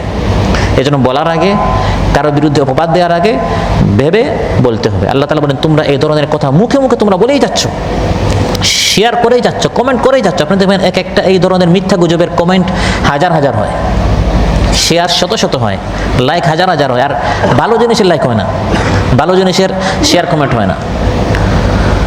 তো সেই যুগে তো আল্লাহ তাআলা বলছেন তোমরা মুখে মুখে বলো, কারণ সেই যুগে শুধু মানে মুখে মুখে কথাটি ছিল। আর বর্তমানে সোশ্যাল মিডিয়ার কারণে এই সকল মিথ্যা গুজব কোনো নারী সম্পর্কে বা কোনো পুরুষ সম্পর্কে তার চরিত্র নিয়ে যখন কথা বলা হয়, একটা ভিডিও বানানো হলো বা একটা ফটো কার্ড বানানো হলো, এগুলো দ্রুত ছড়ে যায় যদি এটা কোনো কারো চরিত্রে হানে নষ্ট করা হয়ে থাকে। আল্লাহ তাআলা বলেন তোমরা এই কাজটা করছো ওয়া তাহসাবুনাহু হাইয়িনা, এটাকে তোমরা হালকা মনে করছো। এটা একটা কমেন্ট, এটা একটা লাইক আর কি। আমি এটা বললাম, মজা করে বললাম, তামাশা করে বললাম। আল্লাহ বলেন ওয়া তাহসাবুনাহু হাইয়িনা, তুমি এটাকে তুচ্ছ মনে করো, তুমি এটাকে সাধারণ হালকা একটা গুনাহ মনে করো, অথচ এর দ্বারা অন্য মুসলিম তোমার একজন ইমানদার ভাই এর দ্বারা দারুণ মর্মাহত হচ্ছে, সে লাঞ্ছিত হচ্ছে, তার জীবন দুর্বিষহ হয়ে যাচ্ছে। হতে পারে এই মেয়ের ভবিষ্যতে বিয়ে শাদী আর কোথাও দেওয়াটা একবার অসম্ভব হয়ে যেতে পারে। আপনি এমনভাবে একটা গুজবের মধ্যে আপনি শরীক হচ্ছেন, তার ভবিষ্যৎটা, তার পুরো ফ্যামিলিকে আপনি পেরেশান করে ফেলছেন। আর আপনি বলেন আমি তামাশা করছি, আমি তো একটু মজা করছিলাম। আল্লাহ তাআলা বলেন ওয়াতাহসাবুনাহু হাইয়িনা, এই ধরনের মিথ্যা অপবাদ দেওয়াকে তোমরা হালকা জিনিস মনে করো, অথচ আল্লাহর নিকট এই অপরাধ কেমন? ওয়া হুয়া ইনদাল্লাহি আযীম, এই মিথ্যা অপবাদ দেওয়া আল্লাহর নিকট অত্যন্ত গুরুতর মহা একটি অপরাধ। জিনা ব্যভিচার করা যেমন অপরাধ, জিনা ব্যভিচারের তুহমত দেয়া, অপবাদ দেয়া হচ্ছে তেমনই অপরাধ। দুটির উপর শাস্তি রয়েছে। সরাসরি ব্যভিচার করলে 100টি চাবুক, আর অপবাদ দিলে 80টি চাবুক, তার একবারে কাছাকাছি। কত বড় একটি অপরাধ তুমি করছো, একজনের চরিত্র নিয়ে কথা বলছো, কারো সম্পর্কে এই ধরনের নিন্দা করা এটি কোনো সাধারণ বিষয় নয়।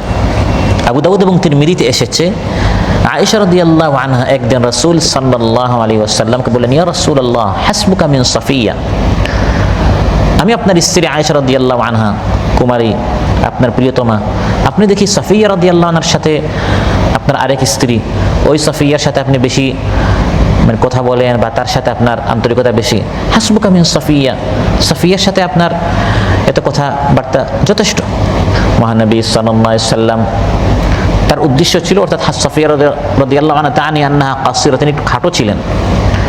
তো আয়েশা রাদিয়াল্লাহু আনহা মহানবী সাল্লাল্লাহু আলাইহি ওয়াসাল্লামের সামনে সাফিয়া রাদিয়াল্লাহু আনহার এই একটা দোষ যে তিনি একটু খাটো ছিলেন, এটা বলে সাফিয়াকে একটু ছোট করতে চাইলেন যে আমি আয়েশা তো সাফিয়া থেকে উত্তম। এবং এগুলো সাধারণত হয়ে থাকে, একাধিক স্ত্রী যদি হয় তাহলে তাদের মধ্যে পরস্পর এই সকল জিনিস হয়ে থাকে। মহানবী সাল্লাল্লাহু আলাইহি ওয়াসাল্লাম বলছেন, হে আয়েশা, লাকাদ কুলতি কালিমাতান লাউ মুজিজাত বিমাইল বাহরি লামাজাজাতহু, তুমি সাফিয়া সম্পর্কে এমন কথা বলেছো, কথাটি এমন জঘন্য, তোমার এই কথাটি যদি সমুদ্রের পানিতে ফেলা হয় গোটা সমুদ্রের পানিকে চেঞ্জ করে ফেলবে। এটি কোনো সাধারণ বিষয় না। আপনি যদি পানিতে সামান্য আপনার বাসায় যে লবণ আছে বা চিনি আছে, এই লবণ বা চিনি যদি আপনি ফেলেন, পুরা দোকানে যা আছে, পুরা মার্কেট মলে, পুরা কাতারে যত লবণ এবং চিনি আছে, এগুলো যদি সমুদ্রে ফেলা হয়, সমুদ্র কি চেঞ্জ হবে? এই তো বিশাল সমুদ্র, লবণের মাধ্যমে লবণাক্ত হবে না, চিনির মাধ্যমে মিষ্টি হবে না। কিন্তু হ্যাঁ আয়েশা, তুমি এমন একটি কথা বলেছো, কথাটি এত জঘন্য, পুরা পানির ঘ্রাণ চেঞ্জ হয়ে যাবে, দুর্গন্ধ হয়ে যাবে, টক হয়ে যাবে এর স্বাদ, আর ঘ্রাণ দুর্গন্ধ হয়ে যাবে। এত জঘন্য কথা তুমি বলেছো, এটা কি ছোট করে দেখার কোনো বিষয় না। তুমি একজন মানুষ সম্পর্কে বলেছো সে খাটো, আমরা এই ধরনের কথা উঠতে বসতে বলি, আরে একটু মোটা, ওই যে আসতেছে, মোটো আসতেছে, লম্বা আসতেছে, খাটো আসতেছে, কালো আসতেছে, যাচ্ছে, আমরা এই ধরনের শব্দ ব্যবহার করি, প্রয়োগ করি, এবং এটাকে আমরা সাধারণ মনে করি। এই জবানের মাধ্যমে এক একটা মন্তব্যর কারণে, এক একটা কথা বলার কারণে আমাদের দৃষ্টিতে এগুলো হালকা, কিন্তু এই কথা যে বলছে তার গোটা জীবন এক শব্দের কারণে ধ্বংস হয়ে যেতে পারে। ওয়াতাহসাবুনাহু হাইয়িনা ওয়া হুয়া ইনদাল্লাহি আযীম, আল্লাহ তাআলা বলেন তোমরা এটাকে তুচ্ছ মনে করো, অথচ আল্লাহর নিকট এটা অনেক বড় অপরাধ। অতএব এই জবানের হেফাজত করতে হবে। এই জবান এমন একটা অঙ্গ যাতে কোনো হাড্ডি নেই। হাড্ডি আছে, আল্লাহ তাআলা নরম একটি অঙ্গ সৃষ্টি করেছেন। এটা দিয়ে মিথ্যা কথা বলার জন্য নয়, গীবত করার জন্য নয়, মিথ্যা অপবাদ দেওয়ার জন্য নয়। এই হালকা জবান দিয়ে মানুষ বড় বড় অনেক অপরাধ করে। তিরমিজিতে এসেছে, হযরত সুফিয়ান বিন আব্দুল্লাহ রাদিয়াল্লাহু আনহু একজন বলেন, ইয়া রাসূলুল্লাহ মা আখাফু মা তাখাফু আলাই, আপনি আমার জন্য সবচেয়ে বেশি কিসের ভয় করেন? মহানবী সাল্লাল্লাহু আলাইহি ওয়াসাল্লাম তিনি তার জবান নিলেন, ফাআখাযা বিলিসানি নাফসি, তার জিহবা ধরলেন আর বলেন, হাযা, এই জিহবা, তোমার এই যে জিহবা আছে, আমি এটার বেশি ভয় করছি। তুমি এটাকে হালকা মনে করো, এটা আল্লাহর নিকট অনেক বড় বিষয়। এই জিহবা অনেক মানুষের ধ্বংসের কারণ হবে। অতএব এই জিহবা দিয়ে কথা বলার আগে ভাবতে হবে, আমার নিকট এই জিহবা ব্যবহার করে আমি যে শব্দ বলছি এটা হালকা হতে পারে, কিন্তু আল্লাহর নিকট এই গুনাহটি অনেক বড় হতে পারে, জঘন্য হতে পারে। আল্লাহ তাআলা বলেন, অতএব ওয়ালাউলা ইয সামি'তুমুহু কুলতুম মা ইয়াকুনু লানা আন নাতাকাল্লামা বিহাযা সুবহানাকা হাযা বুহতানুন আযীম, যখন তোমরা এই মিথ্যা অপবাদ শুনলে, হে ইমানদারেরা, ওয়ালাউলা ইয সামি'তুমুহু, হে ইমানদারেরা, যখন তোমরা এই মিথ্যাবাদীদের অপবাদটি শুনলে, এই মিথ্যাবাদীরা অপবাদ ছড়াতে ছড়াতে কোনো না এক সময় তো তোমার কানে এসেছে, নিউজটি তোমার চোখে পড়েছে, এই খবরটি দেখা মাত্রই বা শোনা মাত্রই তুমি কেন এটা বললে না? কুলতুম, তুমি এই কথাকে শোনা মাত্রই কেন অস্বীকার করলে না, ইনকার করলে না, তুমি এই কথা থেকে মুখ ফিরিয়ে নিলে না? তুমি নিজে এই গুজবে লিপ্ত না হয়ে, তিলকে তাল না বানিয়ে, আরেকটু তুমি এখানে চিনি দিচ্ছ যে আরেকটু কি হোক, স্বাদ লাগুক, আরেকটু তুমি মিষ্টি লাগিয়ে অন্য জায়গায় বর্ণনা করছো। তোমার ভাই সম্পর্কে, বোন সম্পর্কে এমন কাজ না করে তুমি কেন বললে না মা ইয়াকুনু লানা আন নাতাকাল্লামা বিহাদা, এই বিষয়ে আমি কোনো কালাম করব না। তুমি বলেছো আমার নিকট, আমি কোনো কথা বলবো না। এটা আমার ভাই, আমার বোন সম্পর্কে তুমি মন্তব্য করছো। ইমানদারের করণীয় হচ্ছে সে কোনো অবস্থায় এই ধরনের মিথ্যা অপবাদে সে অংশগ্রহণ করবে না। ইমানদার ব্যক্তি বলবে এই বিষয়ে আমি কখনো কথা বলতে পারি না। কেন কথা বলতে পারি না? আমার ঈমান আমাকে বাধা দিচ্ছে। কে বাধা দিচ্ছে? আমার ঈমান। আমি আল্লাহর উপর ঈমান এনেছি, আর আমার ঈমান আল্লাহ আমাকে দেখছেন। আমি যে মন্তব্য করছি, আমার ভাই আমার সামনে থাকুক বা না থাকুক, হতে পারে যার সম্পর্ক করছি সে আমার সামনে থাকলে আমি করতাম না, তাহলে আমি তাকে ভয় পাচ্ছি, আল্লাহকে আমি ভয় পাই না? আমার ঈমান যে আল্লাহ আমাকে দেখছেন, শুনছেন, ওই ঈমান আমাকে বাধা দিচ্ছে, আমি কোনো মন্তব্য করব না। মানুষের ঈমান তাকে এই ধরনের কাজ করতে বারণ করে। আন্না তাকাল্লামা বিহাদা সুবহানাকা হাদা বুহতানুন আযীম, আমি এই ধরনের কথা বলতে পারবো না, আল্লাহ মহান। এটি হচ্ছে একটি বড় অপবাদ, তুহমত, আমি এটা বলতে পারি না। ঈমান আমাকে বাধা দিচ্ছে। তিরমিজিতে এসেছে ক্বালা রাসূলুল্লাহ সাল্লাল্লাহু আলাইহি ওয়াসাল্লাম লাইসাল মুমিনু বিত্তাআনি ওয়ালাল লাআনি ওয়ালাল ফাহিশি ওয়ালাল বাযী, ঈমানদার ব্যক্তি কখনো তাআন খোঁটা অপবাদ দানকারী হতে পারে না। কাউকে সে খোঁটা দিতে পারে না, অপবাদ মিথ্যা তুহমত দিতে পারে না। তাআন, লাআন হচ্ছে অধিক অভিশাপকারী। ঈমানদার ব্যক্তি কখনো কথায় কথায় লাআনত অভিশাপ করতে পারে না। তারপর আল্লাহ লাআনত লাআনত গজব করুক, এই ধরনের কথা ঈমানদার ব্যক্তি বলতে পারে না। কথায় কথায় মানুষের উপর মিথ্যা অপবাদ দেওয়া বা একটা অপবাদ শুনে আরেক জায়গায় বলা, এটা কোনো ঈমানদারের কাজ হতে পারে না। ওয়ালাল ফাহিশ, ঈমানদার ব্যক্তি নির্লজ্জ হতে পারে না। ওয়ালাল বাদী, ঈমানদার ব্যক্তির জবান অশ্লীল হতে পারে না। ঈমানদার ব্যক্তি বেহাই হতে পারে না, নির্লজ্জ হতে পারে না, অশ্লীল হতে পারে না, মানুষকে তার জবান দ্বারা মিথ্যা অপবাদ সে দিতে পারে না এবং অভিশাপ করতে পারে না। এগুলো ঈমানদারের চরিত্র নয়। অথচ হে ঈমানদারেরা, তোমরা শোনা মাত্রই আরেক জায়গায় বলেই যাচ্ছ, আবার নিজেকে ঈমানদার দাবি করো। মহানবী সাল্লাল্লাহু আলাইহি সাল্লামের চরিত্র ছিল, তার গুণ ছিল, তিনি কখনো কারো সম্পর্কে কোনো এই ধরনের অশ্লীল কথাবার্তায় তিনি জড়াতেন না, শুনতেন না, বলতেন না, শেয়ার করতেন না, অংশগ্রহণ করতেন না। বুখারী মুসলিমে এসেছে ক্বালা রাসূলুল্লাহ সাল্লাল্লাহু আলাইহি ওয়াসাল্লাম, বুখারী মুসলিমে এসেছে লাম ইয়াকুন রাসূলুল্লাহ সাল্লাল্লাহু আলাইহি ওয়াসাল্লাম ফাহিশান ওয়ালা মুতাফাহিশা, রাসূল সাল্লাল্লাহু আলাইহি ওয়াসাল্লাম জন্মগতভাবে এবং ইচ্ছাপূর্বক তিনি অশ্লীলভাষী ছিলেন না। কিছু মানুষ হচ্ছে জন্মগতভাবে অশ্লীল, মহানবী সাল্লাল্লাহু আলাইহি ওয়াসাল্লাম এভাবে ছিলেন না। আবার কিছু মানুষ জন্মগতভাবে অশ্লীল নয়, পরে শিখে আস্তে আস্তে বন্ধুদের কাছ থেকে, পরিবেশের কারণে অশ্লীল হয়ে যায়, আসলে সে ভালো লোকের সন্তান। তো মহানবী সাল্লাল্লাহু আলাইহি ওয়াসাল্লাম জন্মগতভাবেও না আর ইচ্ছাকৃতভাবে শিখেও না, কোনোভাবে তিনি অশ্লীল ছিলেন না। এই মিথ্যা অপবাদ দেয়া, কারো চরিত্র নিয়ে কথা বলা, কাউকে হারামজাদা বা জারজ সন্তান এই ধরনের মিথ্যা অপবাদ দিয়ে তার মাকে গালি দেয়া, তার বোনকে গালি দেওয়া, এগুলো হচ্ছে অশ্লীলতা। এগুলো করাও যাবে না, বলাও যাবে না, শোনাও যাবে না, বিশ্বাস করাও যাবে না। অন্যথায় একটা মন্তব্য আপনার এক বান্দার জীবন ধ্বংস হয়ে যাওয়ার জন্য যথেষ্ট। ইমাম আবু জাকারিয়া মুহিউদ্দিন ইয়াহইয়া নববী রাহিমাহুল্লাহ রিয়াদুস সালিহিনে তিনি উল্লেখ করেছেন, ই'লাম আন্নাহু ইয়ানবাগি লিকুল্লি মুকাল্লাফিন আন ইয়াহফাযা লিসানাহু আন জামিইল কালামি ইল্লা কালামান যাহারাত ফীহিল মাসলাহা, জেনে রাখো প্রত্যেক ঈমানদারকে, প্রত্যেক প্রাপ্তবয়স্ক ঈমানদারের উচিত সে যেন তার জবানের হেফাজত করে সব ধরনের কথা থেকে। কোনো ধরনের কথা বলা যাবে না, শুধু এই কথা বলবে যে কথার মধ্যে কোনো লাভ আছে, যে কথা বললে কোনো লাভ আছে, কোনো উপকার আছে, এমন কথা বলতে হবে, অন্যথায় কথা বলা যাবে না। ওয়া তাস্তাওয়াল কালামু ওয়া তারকুহু ফিল মাসলাহাতি ফাসসুন্নাতুল ইমসাকু আনহু লিআন্নাহু ক্বাদ ইয়ানজারুল কালামুল মুবাহু ইলা হারামিন আও মাকরুহিন ওয়া যালিকা কাসীরুন ফিল আদা ওয়াস সালামাতু লা ইয়াদিলুহা শাই। ক্ষতিকর কথা তো বলাই যাবে না, সবসময় ভালো কথা বলতে হবে। আর আপনার কথাটি যদি এমন হয় যে এটা বললে লাভও হতে পারে, ক্ষতিও হতে পারে, তাহলে বাদ দিয়ে দেওয়াটা ভালো। আবার এমন যদি হয় যে কথাটা বললে লাভ আছে, না বললে ক্ষতি নাই, এই কথাও না বলা ভালো। কারণ অনেক সময় এই ধরনের সাধারণ কথা বলতে গিয়ে আস্তে আস্তে হারাম কথা শুরু হয়ে যায়। আপনি ভালো একটা কথা শুরু করেছিলেন, পরে আরেকজন এই কথা টেনে একটা গীবত করে ফেলতে পারে। এই জন্য খুব সতর্কতার সাথে কথা বলতে হবে। ওয়াসসালামাতু লা ইয়াদিলুহা শাই, নিরাপদ থাকার কোনো বিকল্প নেই। ইমানদারেরা বলে সুবহানাকা হাযা বুহতানুন আযীম, অপবাদ শুনে ইমানদারেরা বলে হে আল্লাহ আপনি পবিত্র, এটা মিথ্যা অপবাদ, আমার এই বোন এই কাজটা করতে পারে না, আমার অমুক ভাইয়ের মেয়ে এই কাজটা করতে পারে না। ইমানদার ব্যক্তি এমন কথা বলে। তাফসীরে বাগাবীতে এসেছে যে কোনো খবর বর্ণনা এসেছে যে উম্মে আইয়ুব রাদিয়াল্লাহু আনহা তার স্বামী আবু আইয়ুব আনসারী রাদিয়াল্লাহু আনহু বললেন, আপনি কি শুনেছেন মানুষ আয়েশা রাদিয়াল্লাহু আনহা সম্পর্কে কি বলছে? সমাজের সবাই বলছে আয়েশা রাদিয়াল্লাহু আনহা নাকি নাউযুবিল্লাহ তিনি এভাবে সাফওয়ান রাদিয়াল্লাহু আনহুর সাথে তিনি তার চরিত্রে তারা এভাবে যখন কালিমা লেপন করছিল, আমা বালাগাকা মা ইয়াকুলুন নাসু ফি আয়েশা, আপনি কি শুনছেন যে মানুষ আয়েশা সম্পর্কে কি বলছে? তখন আবু আইয়ুব রাদিয়াল্লাহু আনহু বললেন সুবহানাকা হাযা বুহতানুন আযীম, আল্লাহ পবিত্র, এটা একটি গুরুতর অপবাদ, মিথ্যা অপবাদ।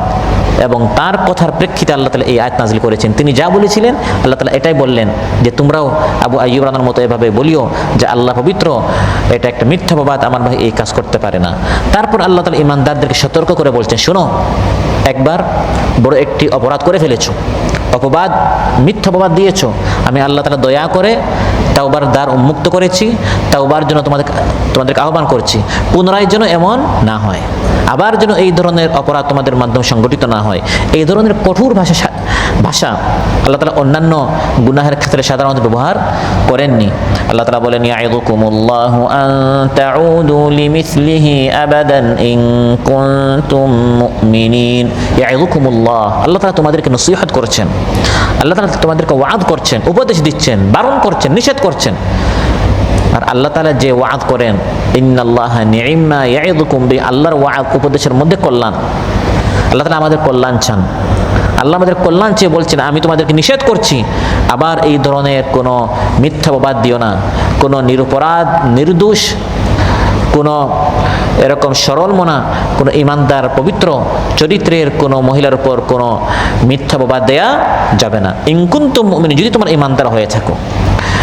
ইমাম মালিক রাহিমাহুল্লাহ তিনি এই আয়াতের ব্যাখ্যায় বলেন, যে সকল নাম সর্বস্ব মুসলমান আয়েশা রাদিয়াল্লাহু আনহার উপর অশ্লীলতার অপবাদ আরোপ করে তারা কাফির, কারণ এই কোরআনকে তারা মিথ্যা জ্ঞান করে। আল্লাহ স্পষ্ট বলছেন ইমানদার হলে পুনরায় এভাবে আয়েশা রাদিয়াল্লাহু আনহার উপর মিথ্যা অপবাদ দিও না। তারপরেও যদি কেউ আয়েশা রাদিয়াল্লাহু আনহার উপর মিথ্যা অপবাদ দেয় তাহলে সে এই আয়াতকে কি করলো? অস্বীকার করলো। আল্লাহ বলছেন ইমানদার হলে আয়েশা রাদিয়াল্লাহু আনহার চরিত্র নিয়ে আর কথা বলা যাবে না। এরপরে যদি কেউ কথা বলে তার মানে তার ঈমান আছে? তার ঈমান নেই। আল্লাহ তাআলা বলেন ইমানদার হয়ে থাকলে আল্লাহ তোমাদেরকে বারণ করছেন আর কখনো কোনো ইমানদারের চরিত্র নিয়ে কথা বলিও না। এই ঈমান যেন তোমাকে এই মিথ্যা অপবাদ দেয়া থেকে বিরত রাখে। তুমি ইমানদার, একজন কাফির মুশরিক সে করতে পারে, তুমি একজন মুমিন, তুমি এই কাজ কিভাবে করো, তুমি এই মিথ্যা অপবাদ কিভাবে দাও? বুখারী মুসলিমে এসেছে ক্বালা রাসূলুল্লাহ সাল্লাল্লাহু আলাইহি ওয়াসাল্লাম মান কানা ইউমিনু বিল্লাহি ওয়াল ইয়াউমিল আখির ফালইয়াকুল খায়রান আও লিয়াসমুত। যদি তোমার ঈমান থাকে আল্লাহ এবং আখিরাতের উপর, সত্য ভালো কথা বলো বা চুপ থাকো। তাহলে ওই ঈমান যেন তোমাকে ভালো কথা বলতে বাধ্য করে, খারাপ কথা বলা থেকে তোমাকে যেন বারণ করে। তুমি যদি ঈমানদার হয়ে থাকো তাহলে তোমার জবান থেকে যেন অন্যান্য ঈমানদাররা নিরাপদ থাকে। গীবত করেই যাচ্ছ, মিথ্যা অপবাদ দিয়ে যাচ্ছ, তাহলে তুমি কেমন ঈমানদার? বুখারী মুসলিম এসেছে মহানবী সাল্লাল্লাহু আলাইহি সাল্লামকে আবু মুসা আল আশআরী প্রশ্ন করলেন আইয়ুল মুসলিমিনা আফদাল, মুসলমানদের মধ্যে সবচেয়ে শ্রেষ্ঠ মুসলমান কে? তিনি এটা বলেন নাই যে বেশি নামাজ পড়ে, যে বেশি রোজা রাখে। শ্রেষ্ঠ মুসলমান সে মান সালিমাল মুসলিমুনা মিন লিসানিহি ওয়া ইয়াদিহি, যার হাত এবং জবান থেকে অন্যান্য মুসলমানরা নিরাপদ থাকে, সে হচ্ছে শ্রেষ্ঠ মুসলমান। আর আপনি কেমন ঈমানদার? নামাজ পড়ছেন, রোজা রাখছেন, তিলাওয়াত করতে করতে আপনি একবারে প্ররাত তিলাওয়াত করছেন, আবার মসজিদ থেকে বের হয়ে গীবত করেই যাচ্ছেন, অমুকের উপর তুহমত দিচ্ছেন, গালি দিচ্ছেন। এই লোক খাঁটি ঈমানদার হতে পারে না। আল্লাহ বলেন ইন কুনতুম মুমিনিন, ঈমানদার হয়ে থাকলে জবানের হেফাজত করো। কিছু মানুষ বলেই যায়, চিন্তা নেই কি বলছে, অথচ মহানবী সাল্লাল্লাহু আলাইহি ওয়াসাল্লাম তিরমিজিতে এসেছে লা তুকসিরুল কালামা বিগাইরি যিকরিল্লাহ, আল্লাহর জিকির ছাড়া বেশি কথা বলিও না। ফাইন্না কাসরাতাল কালামি বিগাইরি যিকরিল্লাহি কাসওয়াতুন লিল কলব, কারণ আল্লাহর জিকির ছাড়া বেশি কথা বললে অন্তর শক্ত হয়ে যায়। ওয়া ইন্না আবাদান নাসি মিনাল্লাহিল কলবুল কাসি, আর আল্লাহ থেকে শক্ত দিলওয়ালা সবচেয়ে দূরে। এজন্য কথা কম, কথা যত বেশি বলবেন দিলটা শক্ত হবে। আর বেশি কথা বললে ভুল বেশি হয়। বেশি কথা বললে এখানে তুহমত থাকবে, অপবাদ থাকবে, গীবত থাকবে। কারণ বেশি কথা বললে এখানে ভুল হওয়াটাই স্বাভাবিক, গীবত এবং মিথ্যা গুনাহ হয়ে যাওয়ার সম্ভাবনা থাকে। আল্লাহ তাআলা বলেন এভাবে আল্লাহ তাআলা তোমাদের সামনে বিধানগুলো একটা একটা করে খুলে খুলে আল্লাহ তাআলা বায়ান করছেন। ওয়া ইউবাইয়িনুল্লাহু লাকুমুল আয়াতি ওয়াল্লাহু আলিমুন হাকীম। গুজবের শাস্তি কি, মিথ্যা অপবাদের শাস্তি কি, গীবতের শাস্তি কি, এবং মিথ্যা অপবাদ যখন ছড়িয়ে যায় তখন করণীয় কি? আল্লাহ বলেন ওয়া ইউবাইয়িনুল্লাহু লাকুমুল আয়াত, আমি প্রত্যেকটা আমর এবং নাহি, করণীয় বর্জনীয়, নির্দেশ নিষেধ স্পষ্ট করে বলে দিলাম। আল্লাহ তাআলা কোনো অস্পষ্টতা রাখেন নাই। কোনো অস্পষ্টতা রেখেছেন? সব স্পষ্ট করে বলে দিয়েছেন। যে কোনো মিথ্যা অপবাদ দেওয়ার তখন আমরা কি করব, খুলে খুলে সব বলে দিয়েছেন। এখন শুধু আমাদের আমল করা দরকার। ওয়াল্লাহু আলিমুন হাকিম। আল্লাহ বলেন এখন তোমরা আমল করো কিনা? ওয়াল্লাহু আলিম, আল্লাহ কিন্তু জানেন। জানানোর পর আমল করো কিনা? আল্লাহ তাআলা হচ্ছেন মহাজ্ঞানী, সব জানেন।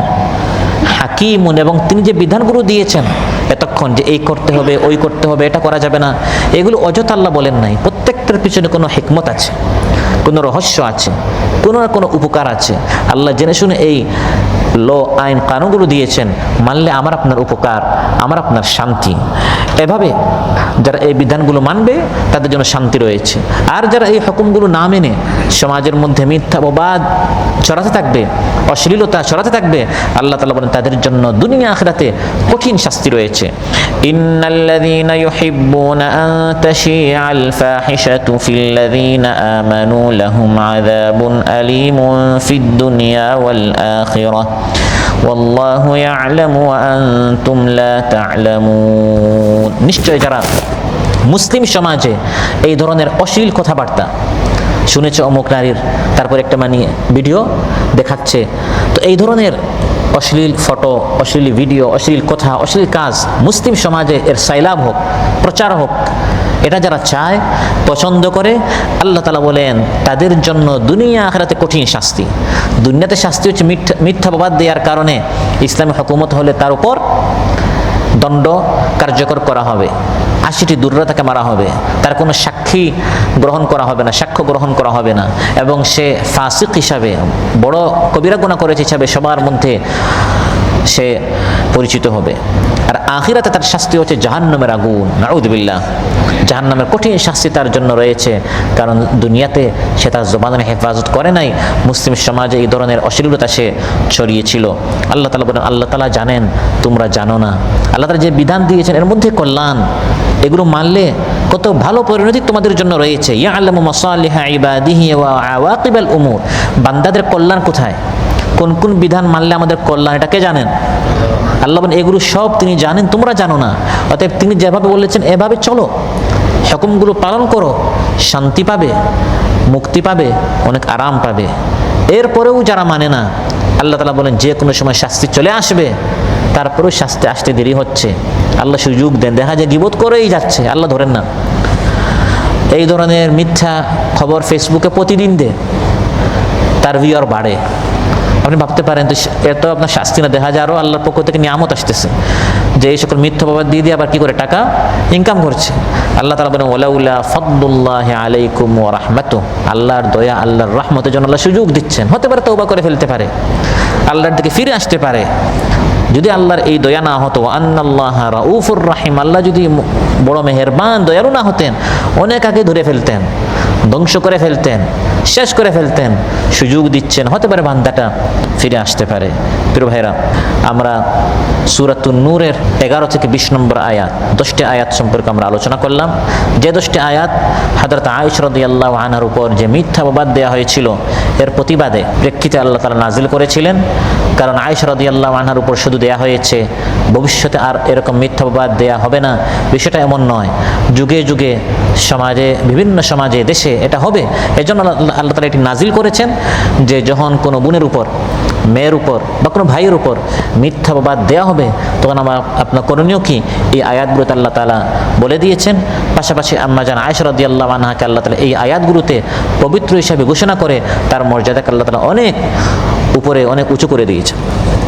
এই আয়াতগুলোর উপর আল্লাহ তাআলা আমাদের সবাইকে আমল করার তৌফিক দান করুন। আমরা জানতে পেরেছি, কিন্তু জানার নাম শুধু ইসলাম নয়, মানার নাম হচ্ছে ইসলাম। আমরা অনেক কিছু জানি, কিন্তু দেখা যায় আমরা যা জানি সব কিছুর উপর আমাদের মানা হয় না। আল্লাহ তাআলা আমাদের সবাইকে মানার তৌফিক দান করুন। ইসলামের প্রত্যেকটা বিধান এর আলোকে যেন আমরা আমাদের জীবনযাপন করতে পারি, আল্লাহ তাআলা আমাদের সবাইকে তৌফিক দান করুন। আমাদের মধ্যে যার যে পেরেশানি আছে আল্লাহ তাআলা আমাদের পেরেশানি মুক্ত করুন। দুনিয়া এবং আখিরাতে কল্যাণ আল্লাহ তাআলা আমাদেরকে দান করুন। জাহান্নামের শাস্তি থেকে নাজাত দিয়ে জান্নাতের মেহমান যেন আমরা হতে পারি, আল্লাহ তাআলা আমাদের সবাইকে তৌফিক দান করুন। যারা অসুস্থ আছেন আল্লাহ তাআলা সুস্থ করে দেন, যার যে পেরেশানি আছে আল্লাহ তাআলা পেরেশানি মুক্ত করুন। সুবহানাকাল্লাহুম্মা বিহামদিকা আশহাদু আল্লা ইলাহা ইল্লা আনতা আস্তাগফিরুকা ওয়া আতুবু ইলাইক। ওয়াসসালামু আলাইকুম ওয়া রাহমাতুল্লাহি ওয়া বারাকাতুহু।